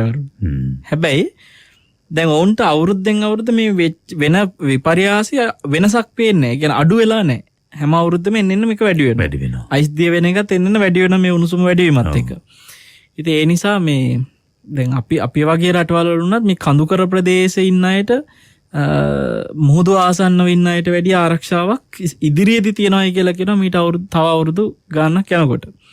එතකොට මේ වගේ හැම පැත්තෙම මිනිස්සු විසින්ම මේ පරිසරය විනාශ කරගෙන මිනිස්සුන්ගේ තියෙන මේ විසම ලෝභේ මිනිස්සුන්ගේ තියෙන මේ අධික තෘෂ්ණාවන් එක්ක වරුණ මිනිස්සු ගොඩනගාගත්ත සංකීර්ණ පරිසරය නිසාම තමන්ගේ ජීවිතය අවිනිශ්චිත වෙලා තියෙනවා. ඒ අවිනිශ්චිතකම ASCII වුන් මහා නිශ්චිත බලාපොරොත්තු ගොඩාක් ගොඩනගාගෙන මිනිස්සු ලෝකයේ තුල බුදුරජාණන් වහන්සේ අර වදාළ බිත්තර කට්ටක් වගේ මේ ජීවිතය කියන එක ගැන වගක් නැහැ. දැන් මම බිත්තර කට්ට කියලා වචනේ කිව්වට ඕක ගැන නිකන් හොඳට හිතුවොත් වරුණ. අපි ලුණු ගෙඩි ටිකක් අල ගෙඩි ටිකක් කඩෙන් ගේනවා වගේ බිත්තර ටික ඔහේ දාගෙන ඉන්න බෑනේ මල්ලට. ලුණු ටික ඊට වැඩිය වෙනස් අසුරණයක් තියෙන්න ඕන. ලුණු ටික බෑග් එකකට ඔහේ දැම්මට බිත්තර ටික ඔහේ දාන්න බෑ. ඉතින් බෙදෙනවා. එතකොට දැන් නම් ඔය ඒවට යම් කාඩ්බෝඩ් අසුරණ හදලා තියෙනවා බිත්තරේ හැඩයට. ඉස්සර ඔබට මතකද ඔබ පුංචි කාලේ ඔය මේ අම්මලා ටිකක් දාලා ලීකුරු ටිකක් දාලා කඩෙන් බඩු ගේන්නේ වට පස්සේ බිත්තරයක් එහෙම ගේන්නේ අරම බිත්තර දෙයක් තුනක් ගේනකොට එහෙම කොහොමද ගේන්නේ බෑග් එකක දාගෙන යනකොට පරිස්සමෙන් ආරක්ෂිතව ගේනවා. එතකොට මේ කය අන්න එහෙමනේ පරිස්සම් කරගෙන යන්න වෙලා තියෙන්නේ. ඒක බිත්තර කට්ටක් වයි කියන්නේ කොයි වෙලාවෙ මොකක් වේ කොහොම කොයි විදිහට බිඳිලා යයිද කියන්න බෑ. එහෙමයි. ඇත්තටම දැන් මේ හිසේ හැඩේ වරුණ මේ විදියට මේ තියෙන හැඩේ නැත්තම් මේක මේ වෙනකොටත් තියෙයිද කියලා කියන්න බැරි තරම් මේක අවිනිශ්චිතයි. ඒ කියන්නේ මේ අත් කටු කකුල් කටු වලට වඩා හරිම සියුම්නේ මේ හිස කවල කට්ට. එතකොට හැබැයි මේ අත් කැඩෙනවා කකුල් කැඩෙනවා නිතරම පේනවා. හැබැයි එච්චර ඉක්මනට දැන් ගොඩක් අය කකුල් කැඩිච්ච අය අත් කැඩිච්ච අය කොච්චර ඉන්නවද? හැමතිස්සෙම හිස බින්දෙනවා තත්ත්වය අඩුයි ටික. මේ කකුල් වලට වැඩිය අඩුයි. ඒකට හේතුව මේ හැඩේනේ. එතකොට නමුත් හැම තැනදීම මේ කැඩෙන කැඩීම් දැන් අර පහුගිය දවසකත් අපි දන්න එක්තරා මව්තුමියක් ඇය මේ බයික් එකකින් ගමනක් ගිහිල්ලා ඇවිල්ලා ගෙදර ළඟ බහිනවා මේ තමන්ගේ ආච්චි කෙනෙකුත් ඉන්නවා බයික් එකේ වරුණ හයියෙන් වේගෙන් ආපු වාහනයක් මේ බයික් එකේ වැදිලා මේ අය මීටර ගාණක් ඈතට වීසි වෙලා ගිහිල්ලා වැටුණා දෙන්නම කාන්තාව. එතකොට කකුල සම්පූර්ණ කැඩිලම වෙන් වෙනවා ඇතුලේ කටු. මුළුමනින්ම කටු ටික කැඩලා වෙන් වෙනවා. ඒතර වෛද්‍යවරු දැන් මේකට විවිධ විදියට පාස් වෙනවා ආයික පනිනවා ආයිත් මේව කරනවා මේ ශරීරය තුල තියෙන අවිනිශ්චිතකම මේ දැන් ඔබ මෙහෙම ඉන්නවා මම මෙහෙම ඉන්නවා වරන කොයි වෙලාවෙ මේකේ මොන ඇඟිල්ලක් කැඩෙයිද මොන කකුලක් කැඩෙයිද මොකක් වෙයිද දැන් අර ගෙයින් එළියට බහින කෙනා හිතුවේ නෑනේ මං එළියට බහිද්දි මට මෙහෙම වෙයි කියලා ගෙට එන්න කලින් එහෙමයි එයා එතකොට අර ඒ වෙච්ච දෙයින් පස්සේ ආව ආයි ගේ ඇතුළට අරගෙන හිමින් තියලා නෙමෙයිනේ ගෙනියන්නේ. එහෙම්මම මොකක් හරි වාහනයක දාගෙන වරුණ එහෙම්මම රෝහලට ගෙනියනවානේ. එහෙමයි. ඒතර ගෙදරින් එළියට බැස්සගෙන ආයි ගෙදෙට්ට එයිද කියලා කියන්න බැරි අවිනිශ්චිතකම කොරෝනා ඇතත් නැතත් තියෙනවා. කොරෝනා ගැන තැනදීම අපේ හැමදෙරනේ දැන් අවිනිශ්චිත ජීවිතය ඇති කරලා තිබෙන්නේ කොරෝනා කියලා දැන් බොහෝ දිනක් කියනවා හරි අවිනිශ්චිතයි මේ කොරෝනා නිසා ජීවිතය කියලා. නැත්නම් මේ කොරෝනා නිසා අවිනිශ්චිත වෙලාද නැත්නම් ඒ අවිනිශ්චිත බව කොරෝනා නිසා පෙන්නලා අවිනිශ්චිතකම ඒත් පෙන්නලා කිව්වට වරුණ පෙන්නලා නැහැ. පේන්නේ බෞතරයකට පේන්නේ නැහැ. පේනුණා නම් මේක මෙහෙම දිග්ගස ගන්නෙත් නැහැ. මේ විදියට පතුර ගන්නෑ. එතකොට දැන් මිනිස්සු මරණයට බය නැද්ද අපේ ආම්දුරනේ? වරුණ සමහර වෙලාවට එක දෙයක් හිතෙනවා. මිනිස්සුන්ට ජීවත් වෙනවයි කියන එක තේරෙන්නෙත් නැහැ, මැරෙනවා කියන එක තේරෙන්නෙත් නැහැ. මැරෙන්න අකමැති ජීවත් වෙන්න කැමති. හැබැයි මැරෙන්න අකමැති ජීවත් වෙන්න කැමති වුණාට දැන් අපි කන බොන දෙයක් ගමුකෝ. ඔව්. මිනිස්සු ආසයි මැරෙන්නේ නැතුව කාලා බීලා ඉන්න. හැබැයි කන්නෙම මැරෙන දේවල්. මේවා කෑවම මැරෙනවා කියනවා. අර සිගරට් පැකට් එකේ ඇඳලම තියෙනවා මේක බිව්වොත් එහෙම මෙහෙම සෞඛ්‍යයට හිත කර විය හැක. අර ෆොටෝ තියෙනවානේ මෙහෙම වෙනවා කියලා. හැබැයි ඉතින් ඔබ බලන්නකො මරණයට වගක් තියනවාද කියන එක. මේ මාස්ක් එක දාගෙන කොරෝනා මාස්ක් එක දාගෙන අරක්කු බෝතල් 10ක විතර තුරුළු කරා යනවා. කොරෝනා ගැන බයලා. ඒක එතකොට අර සිගරට් පැකට්ටුවේ ගහලා තියෙද්දිත් සිගරට් එක කිසිම බයක් නැතුව බොන මිනිස්සුන්ට මාස්ක් දාගන්න පරිස්සම් වෙන්න කිය කොච්චර කිව්වත් අන්න අතන මිනිස්සේ පාරේ වැටලා මැරිලා මෙන්න ගිය ඇතුළේ මැරිලා කිව්වත් මිනිස්සුන්ට එහෙම ආරක්ෂා වෙන්න ඕනකමක් එයිද කියලා හිතන්න වෙනවා එතකොට. ඉතින් ඒ නිසා අපිට කියන්න තියෙන වරුණ මේ බුද්ධිමත් කෙනා ප්‍රඥාවන්ත කෙනා දැන් මේකවත් පාඩමක් කරගෙන හිතන්න ගන්නවා.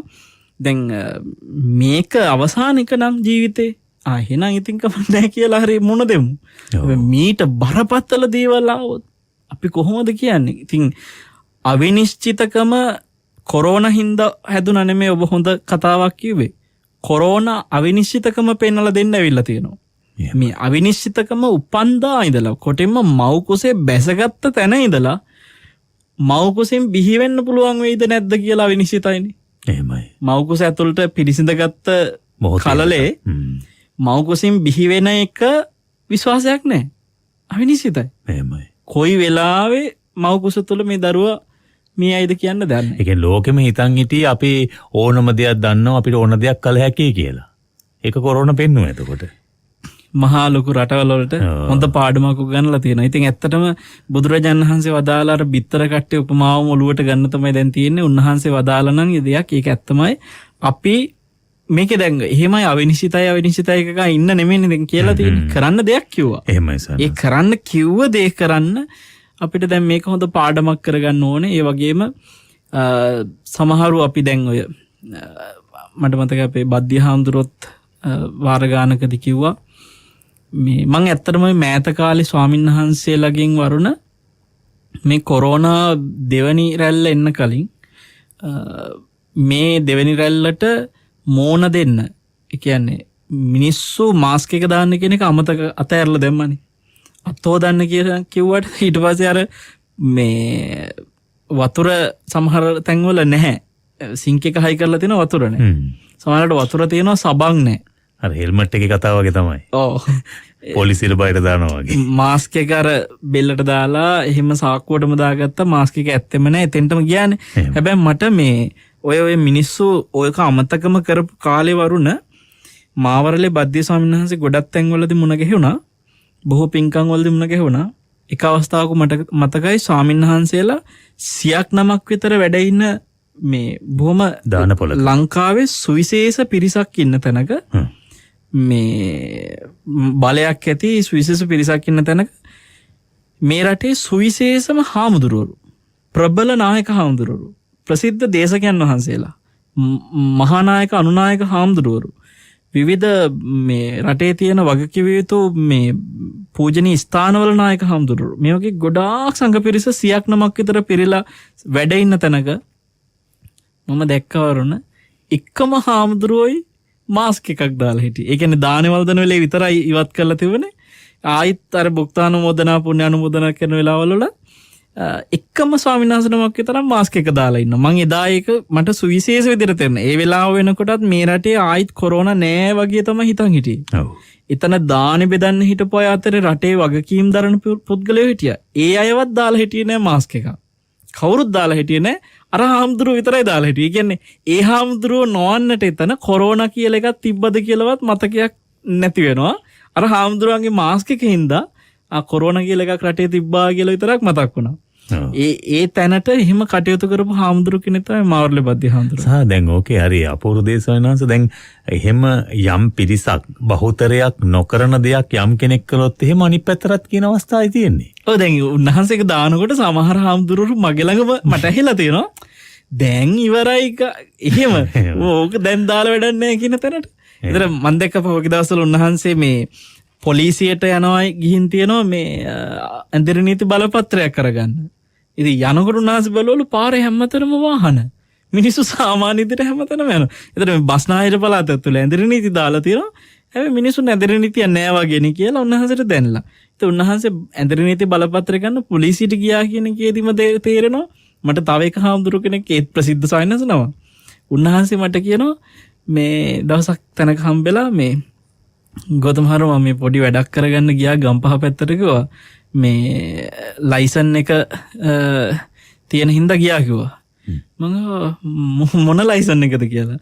සිවුර පෙන්නලා කිව්වා නෑ මේක කියලා. ඒ කියන්නේ මේ හාමුදුරුවන්ට නෙවෙයි ඒ හාමුදුරුවොත් එක්ක ඉන්න වෙන කෙනෙකුට වැඩක් කරගන්න ඕන වෙලා මේ හාමුදුරුවෝ ගිහිල්ලා අර කෙනාගේ වැඩේ කරගෙන ලයිසන් එක කියලා. ලයිසන් එක මට එතෙන්ද තේරෙන්නේ දැන් බද්දේ හාමුදුරුවෝ මෙච්චර රටේ ඕනම කෙනෙක් දන්න හාමුදුරුවෝ කෙනෙක් කියලා උන්වහන්සේ කියන්නේ කොහේරි මගකදී පොලිසිය නැවැත්තුවත් වීදුරු ඇරිය ගමන් අනේ අපේ මාර්ලේ බද්දේ හාමුදුරුවෝ කියලා අඳුර ගන්න ඕනේ.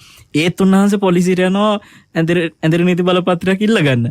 ඉතින් මම කියන්නේ ඒ ස්වාමීන් වහන්සේලාගේ ලැබෙන අනුශාසනා ඔබට ලැබෙද්දී ඔබ ඔහි අවිනිශ්චිත කිය මෙතන නිකම් මේ අර මොනවයිද ගා කාටවත් බැන ඉන්න නෙමෙයි තමන් අතින් වෙන්න ඕන යුතුයකම් වගකීම් ටික අපි අකුරට කරමු. විශේෂයෙන්ම සමාජයේ පිළිගත් පුද්ගලයෝ ඉන්නවා, ජනප්‍රිය පුද්ගලයෝ ඉන්නවා, සමාජයේ කතාබහට ලක්වන අය ඉන්නවා. ඒ අය ඒ අයතු ලෙස මේ අවස්ථාව යොදාගත්තොත් එහෙම තමන්ට තමන්ම කරගන්න හානිය සහ අනිත් අයටත් තමන් කරන හානිය. අනිවාර්යයෙන්ම. අනිත් එකත් මෙහෙමයි. දැන් මේ තමන්ගේ කය වෙනුවෙන් මේ කරන්න කියන ටික කරන්න බැරි නම් අනේකා වෙනුවෙන්වත් කරන්න බැරි නම් වරුණ මේ මිනිස්සු සතර අපාය නිදහස් වීම පිණිස නිවන පිණිස කරන්න කියලා බුදුහාඳුරෝ කිව්ව දේ කොහෙ කරයිද? ඒ කියන්නේ ඒක අමාරුයිනේ මීට වැඩි. දැන් මාස්ක් එක දාන එකයි සෝවාන් වෙන එකයි දෙකෙන් කෝකද ලේසි? මාස්ක් එක දාන එක ලේසි. මාස්ක් එක දාන්න බැරි මිනිහා කොහේ සෝවාන් වෙයිද එහෙනම්? ඒ වුණාට හැබැයි සෝවාන් වෙන්නේ නැහැ කියලා දෙස් දෙවල් තියෙනවා. ඒ වගේ තමයි කොරෝනා ඉවර වෙන්නේ නැහැ කියලා තේරුම් තියෙනවා. ඉතින් මේ දෙකේම වෙලා තියෙන්නේ තමන්ගේ දැන් බුදුහාඳුරෝ සෝවාන් වීම පිණිස කළ යුතු සියල්ල කියලා දීලා තියෙනවා කරන්නේ නැහැ. මෙතනත් කොරෝනා වලින් ආරක්ෂා වීම පිණිස කළ යුතු සියල්ල කියලා තියෙනවා කරන්නේ නැහැ. එහෙමයි. ඉතින් ඒකට තමන්ගේ අතේ තමයි මෙතන හැම පැත්තෙම අපි සසරේ දිග් ගැහිලා යන එකෙත් ඒ කියන්නේ කොරෝනා නිසා හෝ කර්මය නිසා හෝ මොන පැත්තෙන් හෝ අවිනිශ්චිත භාවයක් තියෙනවා නම් ඒ සියලු අවිනිශ්චිතකම් වරුණ තමා විසින්ම මේ කරන මෝඩකම් නිසා. අපේ හඳුනන්නේ විපාක වලින් තොරව කර්ම තිබෙනවාද? එහෙම විපාක වලින් තොරව කාටද ඒ කියන්නේ මේ වගේ තත්වයක් කරන්න පුළුවන්කම තිබෙන්නේ? කොහොමද එහෙම කරන්න පුළුවන් නම් කරන්නේ? කියන්නේ විපාක දෙන්නේ නැති කර්ම තියෙනවද? එහෙම කරන්න හැකියාවක් තියෙන පිරිස ඉන්නවද? වරුණ බුදුරජාණන් වහන්සේ ලෝභ මූලයෙන් කරන යම් කර්මයකට කවදාකවත් සැප විපාක දකින්නේ නැහැ කියනවා. ද්වේෂ මූලයෙන් සිද්ධ වෙන කර්ම වලට සැප විපාක බුදු නැතින් දකින්නේ නැහැ කියනවා. මෝහය මුල් වෙලා කරන කර්ම වලට සැප විපාක බුදු නැතින් දකින්නේ නැහැ කියනවා. එහෙමයි. ඒ නිසා මේ අපිට කියන්න තියෙන යමෙක් ලෝභය, ද්වේෂය, මෝහය මූලික වෙලා මොන හරි කර්මයක් කරනවා නම් ඒක අර උන්වහන්සේ වදාළ විදියට ආකාශෙ හිටියත්, මහ පොළොවේ හිටියත්, මුහුද මැද්දේ හිටියත්, ගල්ලෙනක හිටියත්, කොහේ හිටියත් ඒකෙන් බේරෙන්න බෑ. ඒ කර්ම විපාකේ විඳින්න වෙනවාමයි. එතකොට රහතන් වහන්සේලා කර්මය ක්ෂය කරගත්තට පස්සේ උන්වහන්සේලාට අර දැන් උදාහරණයකට මෙහෙම හිතමු. ඔන්න කවුරු හරි කෙනෙකුට නිරේධ දුක් විඳින කර්මයක් තියෙද්දි මෙයා සෝතාපන්න ඵලයටපත් වෙනවා. එහෙමයි. දැන් මොකද වෙන්නේ? චතුහපාය හිච විපමුතු. මෙයා සතර අපායෙන් නිදහස් වෙච්ච නිසා එයාට අර නිරේ ගිහිල්ලා විඳින්න තියෙච්ච විපාක. මම මේක මේ ගැඹුරු ධර්ම කරුණ කියන්නේ ධර්ම අර්ථවල ඉන්නේ මේ සරල අර්ථයෙන් තේරුම් කරලා දෙන්නේ තේරෙන භාෂාවෙන්. එතකොට සතර අපායේ ගිහිල්ලා විපාක විඳින්න තියෙච්ච කර්මي දැන් මෙයා සතර ධර්මතාවයක් විදිහටම සතර අපායෙන් නිදහස් වෙච්ච කෙනෙක් නිසා එයා සමස්තයක් අර සතර අපායේ විඳින්න තියෙච්ච සියලු කර්ම වලින්ම මෙයා නිදහස් වෙලා ඉවරයි. හැබැයි ඒකෙන් කියන්නේ ඒ විපාක මෙලව එහෙම නැත්නම් එයා තව ආත්ම 7ක් ඇතුලේ කොයියම්ම හරි ආත්ම ප්‍රමාණික උපදිනවා නම් ඒ උපදින ආත්ම තුල එයාට අර දුගතියේ නොගියට දුගතිය ගිහිල්ලා විඳින්න තියෙච්ච විපාකේ මොන ආකාරයෙන් කොහොම මෙලෝ විපාක දෙන්න පුළුවන්? ආයි කියන්නේ දැන් ඔබ වහන්සේ අර දේශනාවේදී සිහිපත් කරපු බුද්ධ දේශනාවේ කියපු විදිහට පව් කරලා අපාය යනවා, පව් කරලා සුගතිය යනවා, පව් නොකර අපාය යනවා, පව් නොකර සුගතිය යනවා. ඔය කියන කොටස් වලින් සෝවාන් විච්ච පුද්ගලයාට සතර අපායේ නොවැටුණත් ඒ විපාකයේ කුමන ආකාරයෙන් හෝ ලැබෙනවා. ඕකට හොඳ උදාහරණයක් නවරන මේ අඟුලිමාල ස්වාමීන් වහන්සේ අර ගල් මුල් පාරවල් වැඩි ඇටක් කියන්නේ මේ ලේ පෙරෙනවා, පාත්‍ර කුඩු වෙනවා, සිවුරු ඉරාගෙන පින්ඩපාතේ වැඩලා දුක් විඳගෙන කාලයක් තිස්සේ දැන් උන්වහන්සේ පළවෙනි දවසේ දෙකේ දිනේ බුදුරජාණන් වහන්සේට කිව්වේ කාලයක් දුක් විඳිනවා උන්වහන්සේ හැම තැනම තුවාල මේ ප්ලාස්ටර් අලවුවද කියන එක මන් දන්නේ නැහැ ඒ කාලේ. හරිද? කොහමද ලේ පෙරාගෙන ඇලෙව්වා නම් හැම තැනම රෙදිපටි ගැට ගහගෙන ඇති. හරිද? එතකොට බැරිම තැන බුදුරජාණන් වහන්සේට ඇවිල්ලා කියන අනේ ස්වාමීනි තවත් නම් ඉවසන්න බෑ. එහෙමයි කියන්නේ. තවත් නම් බෑ කියලා. මේ ඒ වෙලාවේ බුදුරජාණන් වහන්සේ වදාලේ අඟුලිමාල ඔබට නිරේ ගිහිල්ලා විඳින්න තියෙච්ච දුක දැන් නිරෙන් නිදහස් නිසා මේ ජීවිතය තුළ ඔය ඒ විපාක වල මේ ශේෂයක් මේ විඳින්නේ. ඒ නිසා ඉවසන්න කිව්වා. එහෙමයි. ඒක පැහැදිලි නේද? අරේ හරි නිදහස් වුණා. එහෙනම් දැන් ඉතින් ඒ ගැන හිතන්නවත් දෙයක් නැහැ කියන්න බෑ. ඒක කොහෙන් හරි කරගලා එන්න පුළුවන්. දැන් අග්‍ර ශ්‍රාවකෙක් කියලා මුගලන් මහරහතන් වහන්සේට මිදෙන්න උන්නේ නෑනේ. ඒකින්ද කර්මයට බය තියාගන්න ඕනේ. ආයි මොන විදියකින්වත් කර්මෙන් නිදහස් වුණා කියලා හරි දැන් අපි සමහරව හිතනවා කර්ම වෙනවා ඒ වුණාට මං කොහොම හරි සෝවාන් වෙලා වැඩේ කොට දාගන්නවා. එහෙම නෑ.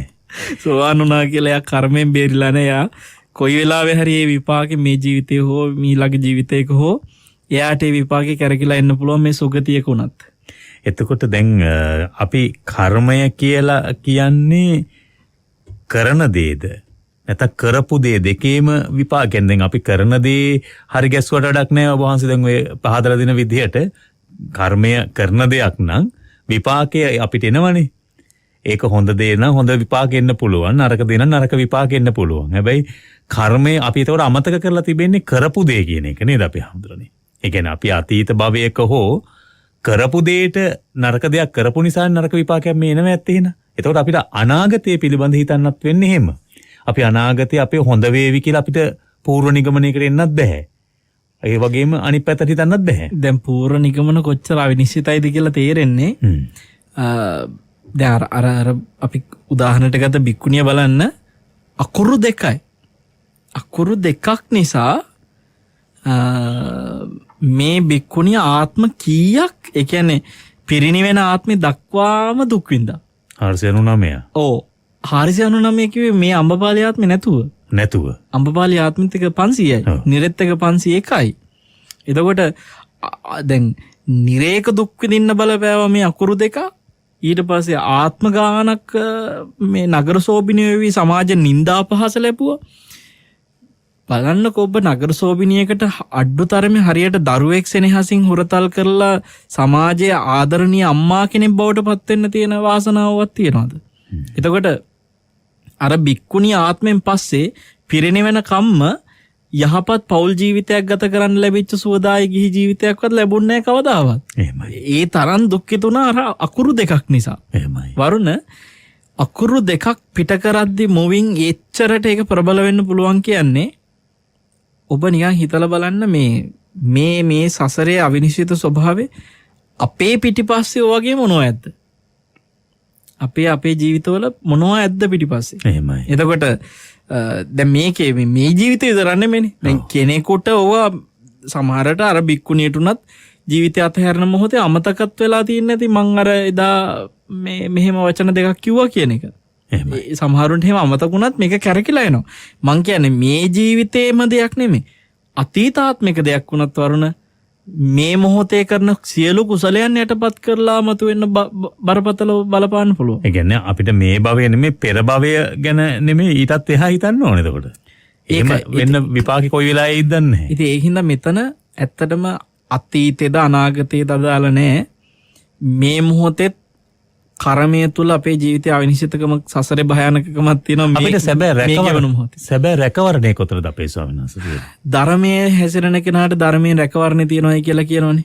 ඔය ධර්මයේ හැසිරෙන කෙනා ධර්මයෙන් රැකවරණය ලබනවා කියන වරුණ දැන් ඔබ නිකන් හිතන්න මේ බිම්බිසාර රජතුමා අර හිරේ කකුල් පෙල්ල දුක් විඳිනවා. එහෙමයි. දැන් මේ කර්ම එක්ක ප්‍රශ්නයන්නේ. දැන් ඔන්න කර්මය මේ වෙලාවේ විපාකයක් විඳිනවා. හැබැයි එතුමාට බෝඩ් එකක් ගහලා කවුරුත් නිකන් චිත්තයක ලියලා ගෙනත් දුන්නේ නැහනේ. ඔයා විපාක විඳින්නේ මේ පෙර කර්මයක් නිසායි. අසවල් කර්මය කියලා ලියලා ගෙනත් දෙන්නේ නැහනේ. අපි විඳින එකට කවුරුත් ගෙනත් දෙන්නේ නැහනේ. හරිද? අපිට තියෙනවා ඒකට මේ ජීවිතේ හේතුවක්. එහෙමයි. දැන් මේ ජීවිතේ හේතුව මොකද්ද? මගේ පුතා මේ අසත්පුරුෂයෙක් එක්ක එකතු වෙලා මට මේ නැති වදයක් දෙනවා. එහෙමයි. මම මොන කරදර මොකක් කරලාද මම? ඇයි මට මෙහෙම දුකක් දෙන්නේ මම මොන වරදක් කරාටද කියලානේ අපිට ඔතෙන්ද හිතෙන්නේ. එහෙමයි සන්නස. ඔතෙන්දී බිම්බිසාර රජතුමාට ඔන්නම් දේවදත්ත ගැන ගැටෙන්න තිබ්බා. අජාසත්ත ගැන ඕන තරම් ගැටෙන්න තිබ්බා. මං කිසිම වරදක් නොකර මට මෙහෙම කරේ කියලා ගැටෙන්න තිබුණා. එහෙමයි.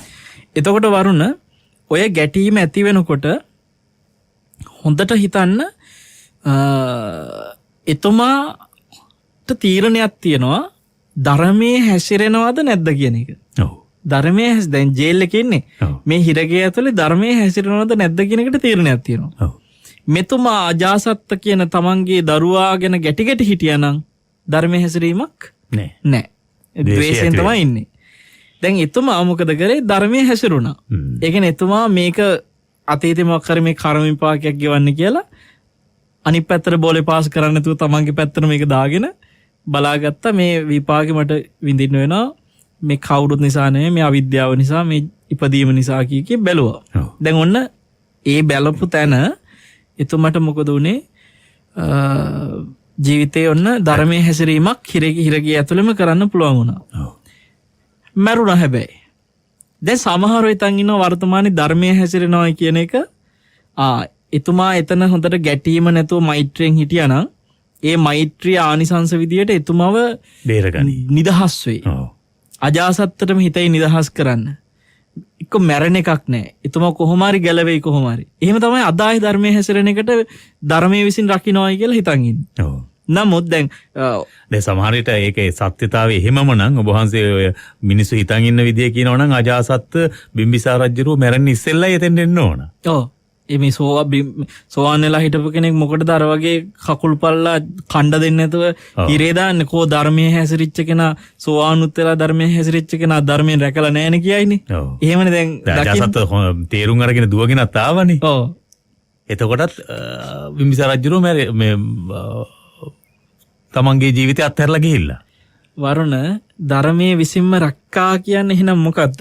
කොහෙදද රැකලා තියෙන්නේ?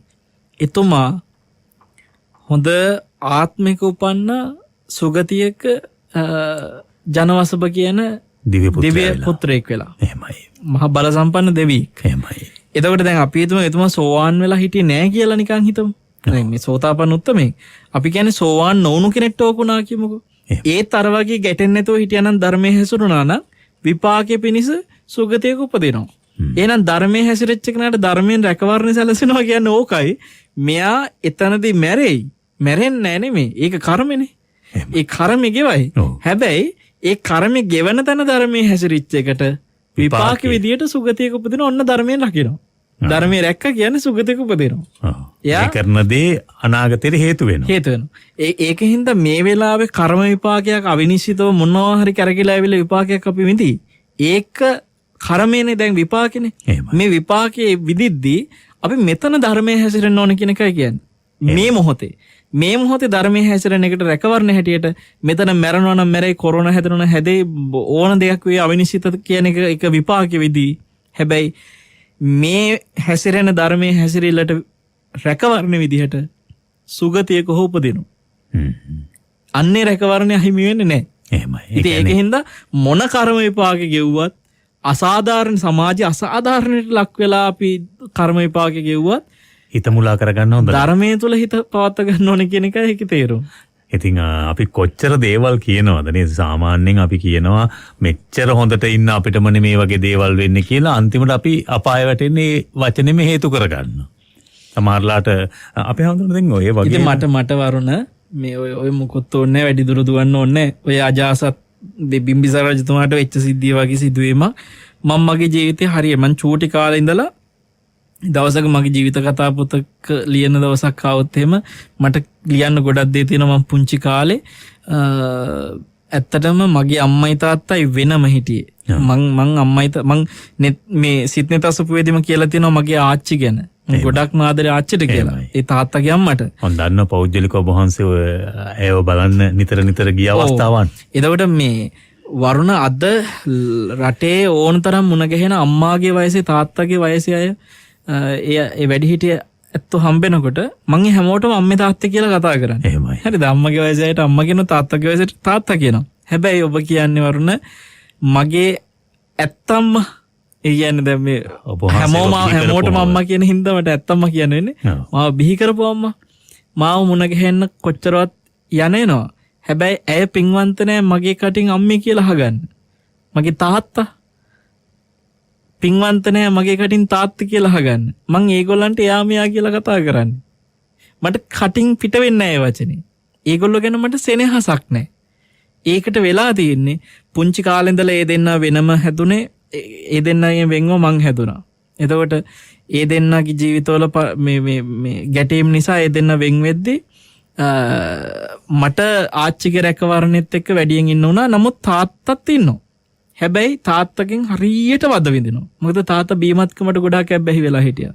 ඒතර වරුණ මම මේක කියන්නේ පුංචි කාලේ ඉඳලා ඒ විඳපු වේදනා සියල්ලත් එක්ක මගේ ජීවිතේ වරුණ කවදාකවත් ඔබ විශ්වාස කරන්න මේ අම්මයි තාත්තයි දෙන්නම හිටියට අද වෙනකන් මං පාසල් ගිය පාසලට ජීවිතේ කවදාකවත් අම්මා ඇවිල්ලත් නැහැ තාත්තා ඇවිල්ලත් නැහැ. කවදාකවත් නැහැ. හැබැයි අම්මයි තාත්තයි දෙන්නම ඉන්නවා. හරිද? එතකොට මන්ට ඕවා සිහිපත් වෙලා ඇතැම් වෙලාවට මේ මගේ සමීපව ඉන්න දායකයොත් එක්ක මං ඇතැම් වෙලාවට කතා කරනකොට මගේ හිතට අර ආදරේ සෙනෙහස නැති හින්දා යම් විදියකට මං දැඩි ප්‍රතිපත්ති තුල ඉන්නකොට මට මගේ සමීපව ඉන්න දුලීකා වෙන්ද බෝන මහත්මිය ඔබ දන්නවරුන මට එකපාරට මතක් කරනවා සයින්ස් ඉතින් ඔය එහෙම උනේ මොකක් හරි ඔබ වහන්සේගේ අතීතේ මහ හරි කර්මයක විපාකයක් නේ මේක කියනකොට තමයි ඔන්න මතක් වෙන්නේ. එහෙමයි. ඇත්ත මේ අම්මයි තාත්තා නෙමෙයි මේකට වැරදි. මම මෙහෙම ජීවත් වුණේ අද මට එහෙම උනේ ඒක මේ ජීවිතය තුළ මේ නෙමෙයි මම ඒක බලන්න ඕනේ අතීතේ මම මොකක් හරි කරපු විපාකයක් හින්දා තමයි ඔහොම වෙලා තියෙන්නේ කියන්නේ. එහෙමයි. තමා විතර යොදාගෙන බලන්න. නැත්තම් ගැටෙනවා. නැත්තම් අම්මා එක්කත් ගැටෙනවා තාත්තා එක්කත් ගැටෙනවා. හරිද? කොච්චරවත් එහෙම ගැටීම් වෙන අවස්ථා තියෙනවා. ඕවගේ අපිට කතා කරන සමහර දරුවෝ ඉන්නවා තරුණ ළමයි අනේ සයන්ස් ගෙදර තාත්තා හින්දා මෙහෙම දුක් විඳිනවා අම්මා හින්දා මෙහෙම දුක් විඳිනවා. සමහර ළමයි ලියලා එවනවා වරුණ මට තාත්තා මරන්න හිතනවා හම්දුරන වෙලාවකට. එහෙම ලියලා එවන ළමයි ඉන්නවා. වරුණ ඒ ඇත්තෝ හිතන්නේ අර මේ ජීවිතය තුළ ඒ කෙනාගින් වෙන වේදනා පීඩා දිහා බලලා මම මේ හොඳට ඉන්න මට මේගොල්ලෝ වද දෙනවා කියලා. හරිද? හැබැයි ඒ ගැටෙන ගැටීම තුළ දැන් ධර්මයේ හැසිරෙලා නැහැ. එහෙමයි. ඔන්න බලන්න පුළුවන් වුණා නම් අතීතයේ යම් විපාකයක් නිසා තමයි දැන් අජාසත්තයි බිම්බිසාර රජතුමා කියන හොඳම චරිත දෙක. කිසිම වරද්දක් නොකර මේ වගේ දුකක් දුන්නේ. ඒත් ගැටුන්නේ. ගැටුන්නේ නැහනේ. ඒ අතීත කර්මෙත් එක. ඔන්න ඕකම බලන්න. එතකොට වර්තමානයේ අපි සමහරලාට සමාජය තුළ මේ වගේ නොයෙකුත් ගැටලු වලට මුණ දෙනකොට අපිට සසර පුරා මුණ ගෙහිච්ච දැන් වරුණයටත් මම සමහරලාට ඉස්සර කියලා ඇති ඔය අපි දෙන්න අවුරුදු ගානක් තිස්සේ මුණ ගෙහිච්ච මේ අපේ ඇසුර තියෙන්නේ එක වෙලාවකට මහා පාළුවක් ඇවිල්ලා මං කියලා දෙනවා වරුණ හරි මහා පාළුවක් තියෙනවා කියලා. හරිද? එතකොට සමාජය තුළ කර්ම විපාක විදිහට කොහොම හිටියත් බුදුරජාණන් වහන්සේට යම් යම් මෝන දෙන්න වෙච්ච සිදුවීම් තියෙනවා. එහෙමයි. රහතන් වහන්සේලාට මෝන දෙන්න වෙච්ච යම් යම් සිදුවීම් තියෙනවා. එහෙමයි. ඒ නිසා මේ ටික ඇහුණා නම් ගිහි ඔබට හිතෙන්න ඕනේ අපි අපේ ජීවිතවල මොන පීඩන ප්‍රශ්න මොනවා ආවත් ඒ හැම දෙයක් තුළම අපි නොදන්නා මේ අවිනිශ්චිත වූ කර්ම විපාක මතුවලා එනවා. හරිද? අර මම කිව්ව මේ අර කකුල කැඩුණයි කිව්ව මහත්මිය රෝහල් ගත වෙච්ච වෙලාවේ ඇයගෙන් මං ඇහුවා දැන් මං තේරුම් කරලා දීලා මේ ස්වභාවය ගැන කර්මය ගැන තේරුම් කරලා දීලා මං ඇහුවා ඒ දැන් මේ හප්පපු අය ගැන තරහ තියනවාද කියන එක. ඉතින් ඇය හැමතිස්සෙම හප්පපු අය කෙරෙහි මෛත්‍රියක් හිතේ පුළුවන් තරම් හදාගන්න උත්සාහ කරමින් කටයුතු කරනවා. අනිත් අය ඇවිල්ලා ඔලුවට දානවා මේ පොලිසිය ගිහිල්ලා අපි මෙහෙම කරන්න උන්ට දෙන්න ඕනේ මෙහෙම දඩුවක් එකකින් දැන් දාන ඔලුවට මෙයාගේ හිත කනවා ඇවිල්ලා. හරිද? දැන් මටත් ඒ පළාතේ සීනියර් DIG අඳුරනවා. පොලිසියනුත් අසාධාරණකම් කරනවා. හැබැයි මට දැන් අර මේ ඒ පොලිස්පති කෙනෙක්ට කතා කරලාවත් උදව්වක් කරන්නවත් එහිමවත් කිසිම ඕනකම මගේ හිතට එන්නේ නැහැ. මොකද පොලිස්පතිට බෑ කර්මය වළක්වන්න. කර්මය වළක්වන්න බෑනේ. හරිද? ඒතකොට මෙයාට අසාධාරණයක් වෙනවා නම් මේ අසාධාරණෙත් අතීතේ මොකක් හරි කර්මයක බලපෑමක් වෙන්න පුළුවන්. ඒතකොට එතෙන්දි තමන් කරන්න ඕනේ ධර්මයේ හැසිරෙන එක නෙවරන. දැන් අපි පොලිසියට කතා කරලා උදව් කරලා හරි කරා කියන්නේ භික්ෂුවක් වශයෙන් කරන්න ඕන උදව්ව ඒක නෙමෙයි. ඒතකොට සමාජයේ කතා කරලා කියනවා නංගව බය වෙන්න එපා ඉන්න මං අඳුරන කෙනෙක් ඉන්නවනේ මන්ත්‍රී කෙනෙක් ඉන්නවනේ ඉන්න මං කතා කරලා ඔක හදන්නම් ගග නෑ. එහෙනම් ඉතින් බුදුහාමුදුරුවන්ටත් තිබ්බා අජාසත්තට බලපෑම් කරලා හරි ජේල් එකෙන් හිරෙන් අර බිම්බිසාර රජතුමාව නිදහස් කරා. බුදුරජාණන් වහන්සේ වගක් තිබ්බා. බිම්බිසාර රජතුමාට ඔන්නම් හිතන්න තිබ්බා වේලුවනෙත් හැදුවා මම ඔක්කොම හැදුවා අර ගිජ්ජ කූටේට වඩන පාරත් හදලා දුන්නා නිකන්වත් මට මේ වෙලාවේ උදව් කරන්නේ නැහැ උන්වහන්සේ. දැන් අනිත් එක පෙනුණා කියලා තියෙනවා මේ හිර කුටියේ ඉඳලා සක්මන් කරනවා. ඔව්. කොච්චර තරහක් එන්න ඕනද එහෙම? එන්න ඕනේ මම මෙච්චර උදව් කළා මන් දිහා බලන්නේවත් නැහැ ඉරිදිත් තියෙනවා මට ඇවිල්ලා උදව් කරපන්කෝ කියලා හිතනවනේ. එතකොට ඒක තමයි හිතේ වෙනස. ඒ නිසා වරුණ අද අපි හැම වෙලාවෙම බලන්නේ දැන් අපි වැසුරු කරන අය පවා බලන්නේ හාමුදුරුවන්ට බලය තියෙන හාමුදුරුව අඳුරන අය ඉන්නවා අපිට හාමුදුරුව එහෙම උදව් කරන්න ඕනේ කියන එකනේ. නමුත් අපි ධර්මයේ හැසිරෙන එක පැත්තෙන් කළ යුතු උපකාරයේ දිහා ඇතැම් වෙලාවට දැන් ඔතෙන්ද මෙහෙම එකකුත් වෙනවා. දැන් සමහර වෙලාවට අරගෙන අච්චර හිත හදන් ඉන්නකොට සමහරව ඇවිල්ලා අහනවා ඔයා අර හාමුදුරුව ගොඩක් අඳුරනවනේ හාමුදුරුවන්ටවත් පොඩ්ඩක් කියලා මොකද බැලුවේ නැද්ද? ඊට පස්සේ අපි එහෙම එකක් කරේ නෑ කියලා දැනගත්තම අර මනුස්සයාට ලැජ්ජයි. අපෝ ඔයා මහලකොට අච්චර හාමුදුරුව අඳුරන මේ වෙලාවේ ඔහොම අසාධාරණයක් වෙද්දිවත් කතා කරලා උදව් කරේ නැද්ද කියලා අර මනුස්සයාට ලැජ්ජ කරනවා. එහෙමයි. දැන් අද මේ වැඩසටහන ආගෙන ඉන්න අය දැන් සමහරලාට ඔක් ගන්නේ අර හාමුදුරුව අර කතාව කිව්වනේ එහෙම කියලා එහෙමනේ හිතන්න අපි හඳුනන්නේ. දැන් සමහරලාට දැන් සමහරු ඒ තුලින් Tamanට ලබා ගන්න තියෙන අත්දැකීම කියන්නේ මේක කාටත් පොදුයි. මේ අපේ මේ සසරෙන් ගැලවෙනකම්ම අපිට සැබෑ රැකවරණය ලැබෙනකම්ම මේ තත්ත්වෙට මුහුණ දෙන්න වෙනවායි කියන තැන වහගන්න උත්සාහ කරන්නේ. සහ මට ඔබ වහන්සේගෙන් මේ අන්තිම විනාඩි කිහිපේ තව එක් ප්‍රශ්නයක් ඔබ වහන්සේගෙන් අනුශාසනා ලබන්නට කැමතියි ස්වාමීන් වහන්සේ. ඒක තමයි මම මේ පහුගිය දවසක අත් විඳපු කාරණාවක්. මන් දන්න කෙනෙක් රෝගාතුර වෙලා ඉන්නවා. ඉතින් ඒ රෝගාතුරකට කෙනා බලන්න ගියාම ඇයගේ දරුවන් සිහිපත් කරනවා බය වෙන්න දෙයක් නැහැ. දැන් ඉන්න තත්ත්වය අනුව මොන ප්‍රශ්නේ වුණත් දැන් මේ පංචශීල ප්‍රතිපදාව කඩන්නේ නැහැ. ඒ කියන්නේ ප්‍රාණඝාතයක් කරන්නේ නැහැ. ඊට පස්සේ අනුන්ගේ දේවල් ගන්නෙ නැහැ. කාම මිත්‍යාචාරය ඇසිරෙන්නේ නැහැ. මේ පංචශීල ප්‍රතිපදාවේ කිසිම දෙයක් වෙන්නේ නැහැ. ඒ කියන්නේ කරන්න බෑ. එහෙම කඩන්න බෑ. බැරි හේතුව ඒ සඳහා ශක්තියක් නැහැ. කායික ශක්තියකුත් නැහැ, මානසික ශක්තියකුත් නැහැ. ඒ නිසා දැන් ආරේකාන්ත සීලය කියන්නේ සෝවාන් මඟට ලං වෙලා. ඒකින්ද බය වෙන්න දෙයක් නැහැ කියනවා. මේ තුල සත්‍යතාවයක් තියෙනවද අපි හඳුනන්නේ? වර්ණයේ සමහර මෙහෙමත් හිතන දැන් කොම වගේ හැදුනම සමහර හිතන අනේ දැන් ඉතින් සිතුවිල්ලකින්වත් එහෙම අකුසලයක් වෙන්නේ නැතුව ඇති. එහෙමයි. දැන් එයා පරිස්සම් තරහ යන්නෙත් නෑ දැන් මොකුත් නෑ. මේ ඔහොම ඉතින් දැන් චුතිසිතත් පරිස්සම් ඇති දැන් කියලා ඔහොම අර්ථකථන තියෙනවා. නමුත් අපි සමහරලාවට ඒක සීලයක් රැකීම සිතින් කළ යුතුද ඉබේ වෙනවයි කියන එක බොරුවක් එතකොට. මේක වරුණ චේතනා පහල කරලා කයින් හැසිරීමක් සතා නොමරා සිටීම චේතනා පහල කරලා. එහෙමයි. චේතනා පහල කරලා වචනෙන් මේ හැසිරෙන්න ඕනේ කර්මය තුළ. දැන් මේ දේශනාව තුළම පැහැදිලිවකුවා චේතනාව මූලික වෙලා සැප විපාක පිණිස කය හසුරනෝ නම් සැප විපාක පිණිස වචන හසුරනෝ නම් සැප විපාක පිණිස හිත හසුරනෝ නම් අන්නේ විපාක සැප විපාක පිණිස හේතු වෙනවා. එහෙමයි. එතකොට චේතනා පහල කරලා දුක් විපාක පිණිස කය හසුරනෝ නම් දුක් විපාක පිණිස වචන හසුරනෝ නම් දුක් විපාක පිණිස හිත හසුරනෝ නම් ඔන්න යාට දුක් විපාක විදිහට ලැබෙනවා. ඒ ඊට පස්සේ අනිත් එක අදුක්කම සුඛ විපාක පිණිස කය හසුරනවා නම් වචන හසුරනවා හිත හසුරනවා නම් එයාගේ කර්ම විපාකේ අදුක්කම සුඛ විපාක. එතකොට මේකෙදි පැහැදිලිවම චේතනා පහල කරලා කය හැසිරීමක් වචනේ හැසිරීමක් සිද්ධ වෙනවා. සැප විපාක නම් දුක් විපාක නම් ඒ පිණිස. නැතෝ ඉබේ වෙන්නේ නැහැ. එහෙනම් ඉතින් දැන් අපි කියතෑකි ඕනම කෙනෙක් අතින් වෙන්නේ නැති දේවල් තියෙනවා. අපි කියමු හොරෙක් හොරකම් කරන විදිය වෙලා වේ කාලය අනුව ගත්තත් ඔක සූත්‍රයක හරිය ලස්සනට තියෙනවා වරුණ. දැන් සමහර හොරු ඉන්න රැටනේ පයින් ගෙදරකට ගිහිල්ලා. මිනිහා එතකොට දවසේ පැය 24ක් කියන කාලය ගත්තට පස්සේ පැය 24න් ගෙදරකට පැනලා බඩු ටිකක් හොරකම් කරගන්න එකට ඔන්නම් පැයක් එකමාරක් යයි. හරිද? අර ප්ලෑන් කරලා යන ටයිම් එකයි පැනලා බඩු ටික ගන්න ටයිම් එකයි ඔක්කොටම පැය එකමාරක් විතර යයි. එතකොට පැය දෙකක් කියමුකෝ. එතකොට පැය 22ක් හොරකම් කරලා නැහැ. පැය 2යි හොරකම් කරලා තියෙනවා. හරිද? හොඳ වැඩිපුර තියෙන්නේ. හොරකම් නොකර සිටීමේ කාලේ වැඩි පැය 22ක්. ඒ පැය 22ේම සොරකමින් වැළකීලා. බොරු කියන මිනිස්සෙක් ගමුකෝ.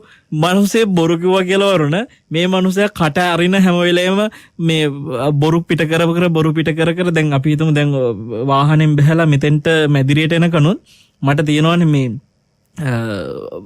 විදුලි සෝපාන දිගේ එන්න තියෙනවා. ගොඩක් දුර එන්න තියෙනවා. මෙතෙන් මැදිරියට එන ටික එන කාලේ.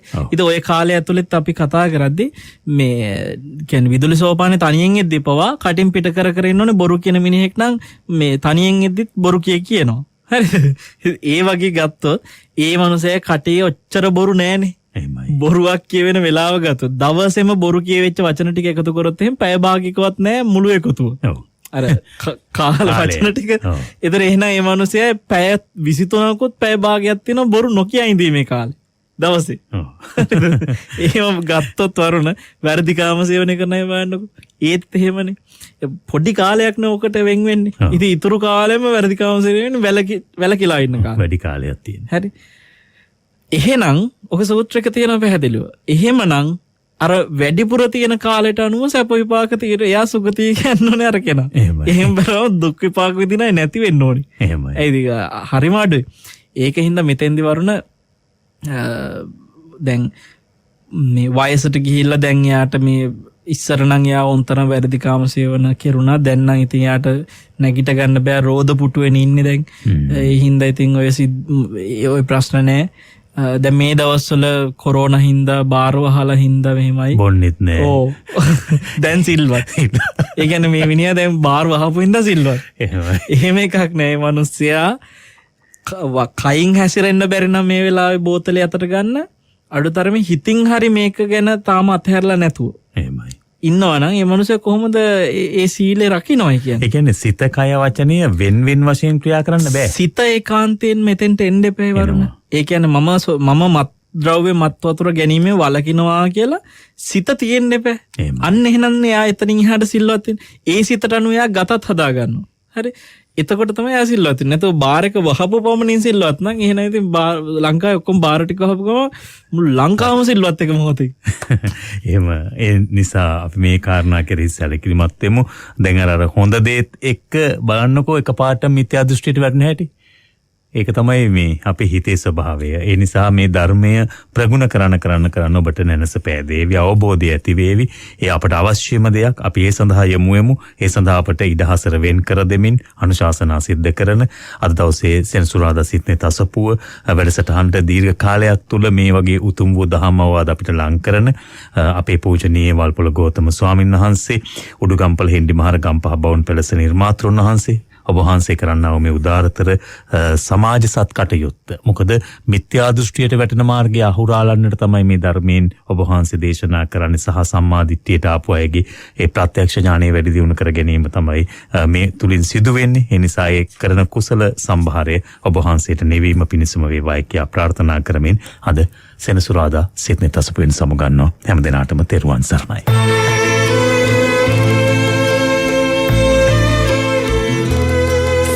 net අසපුව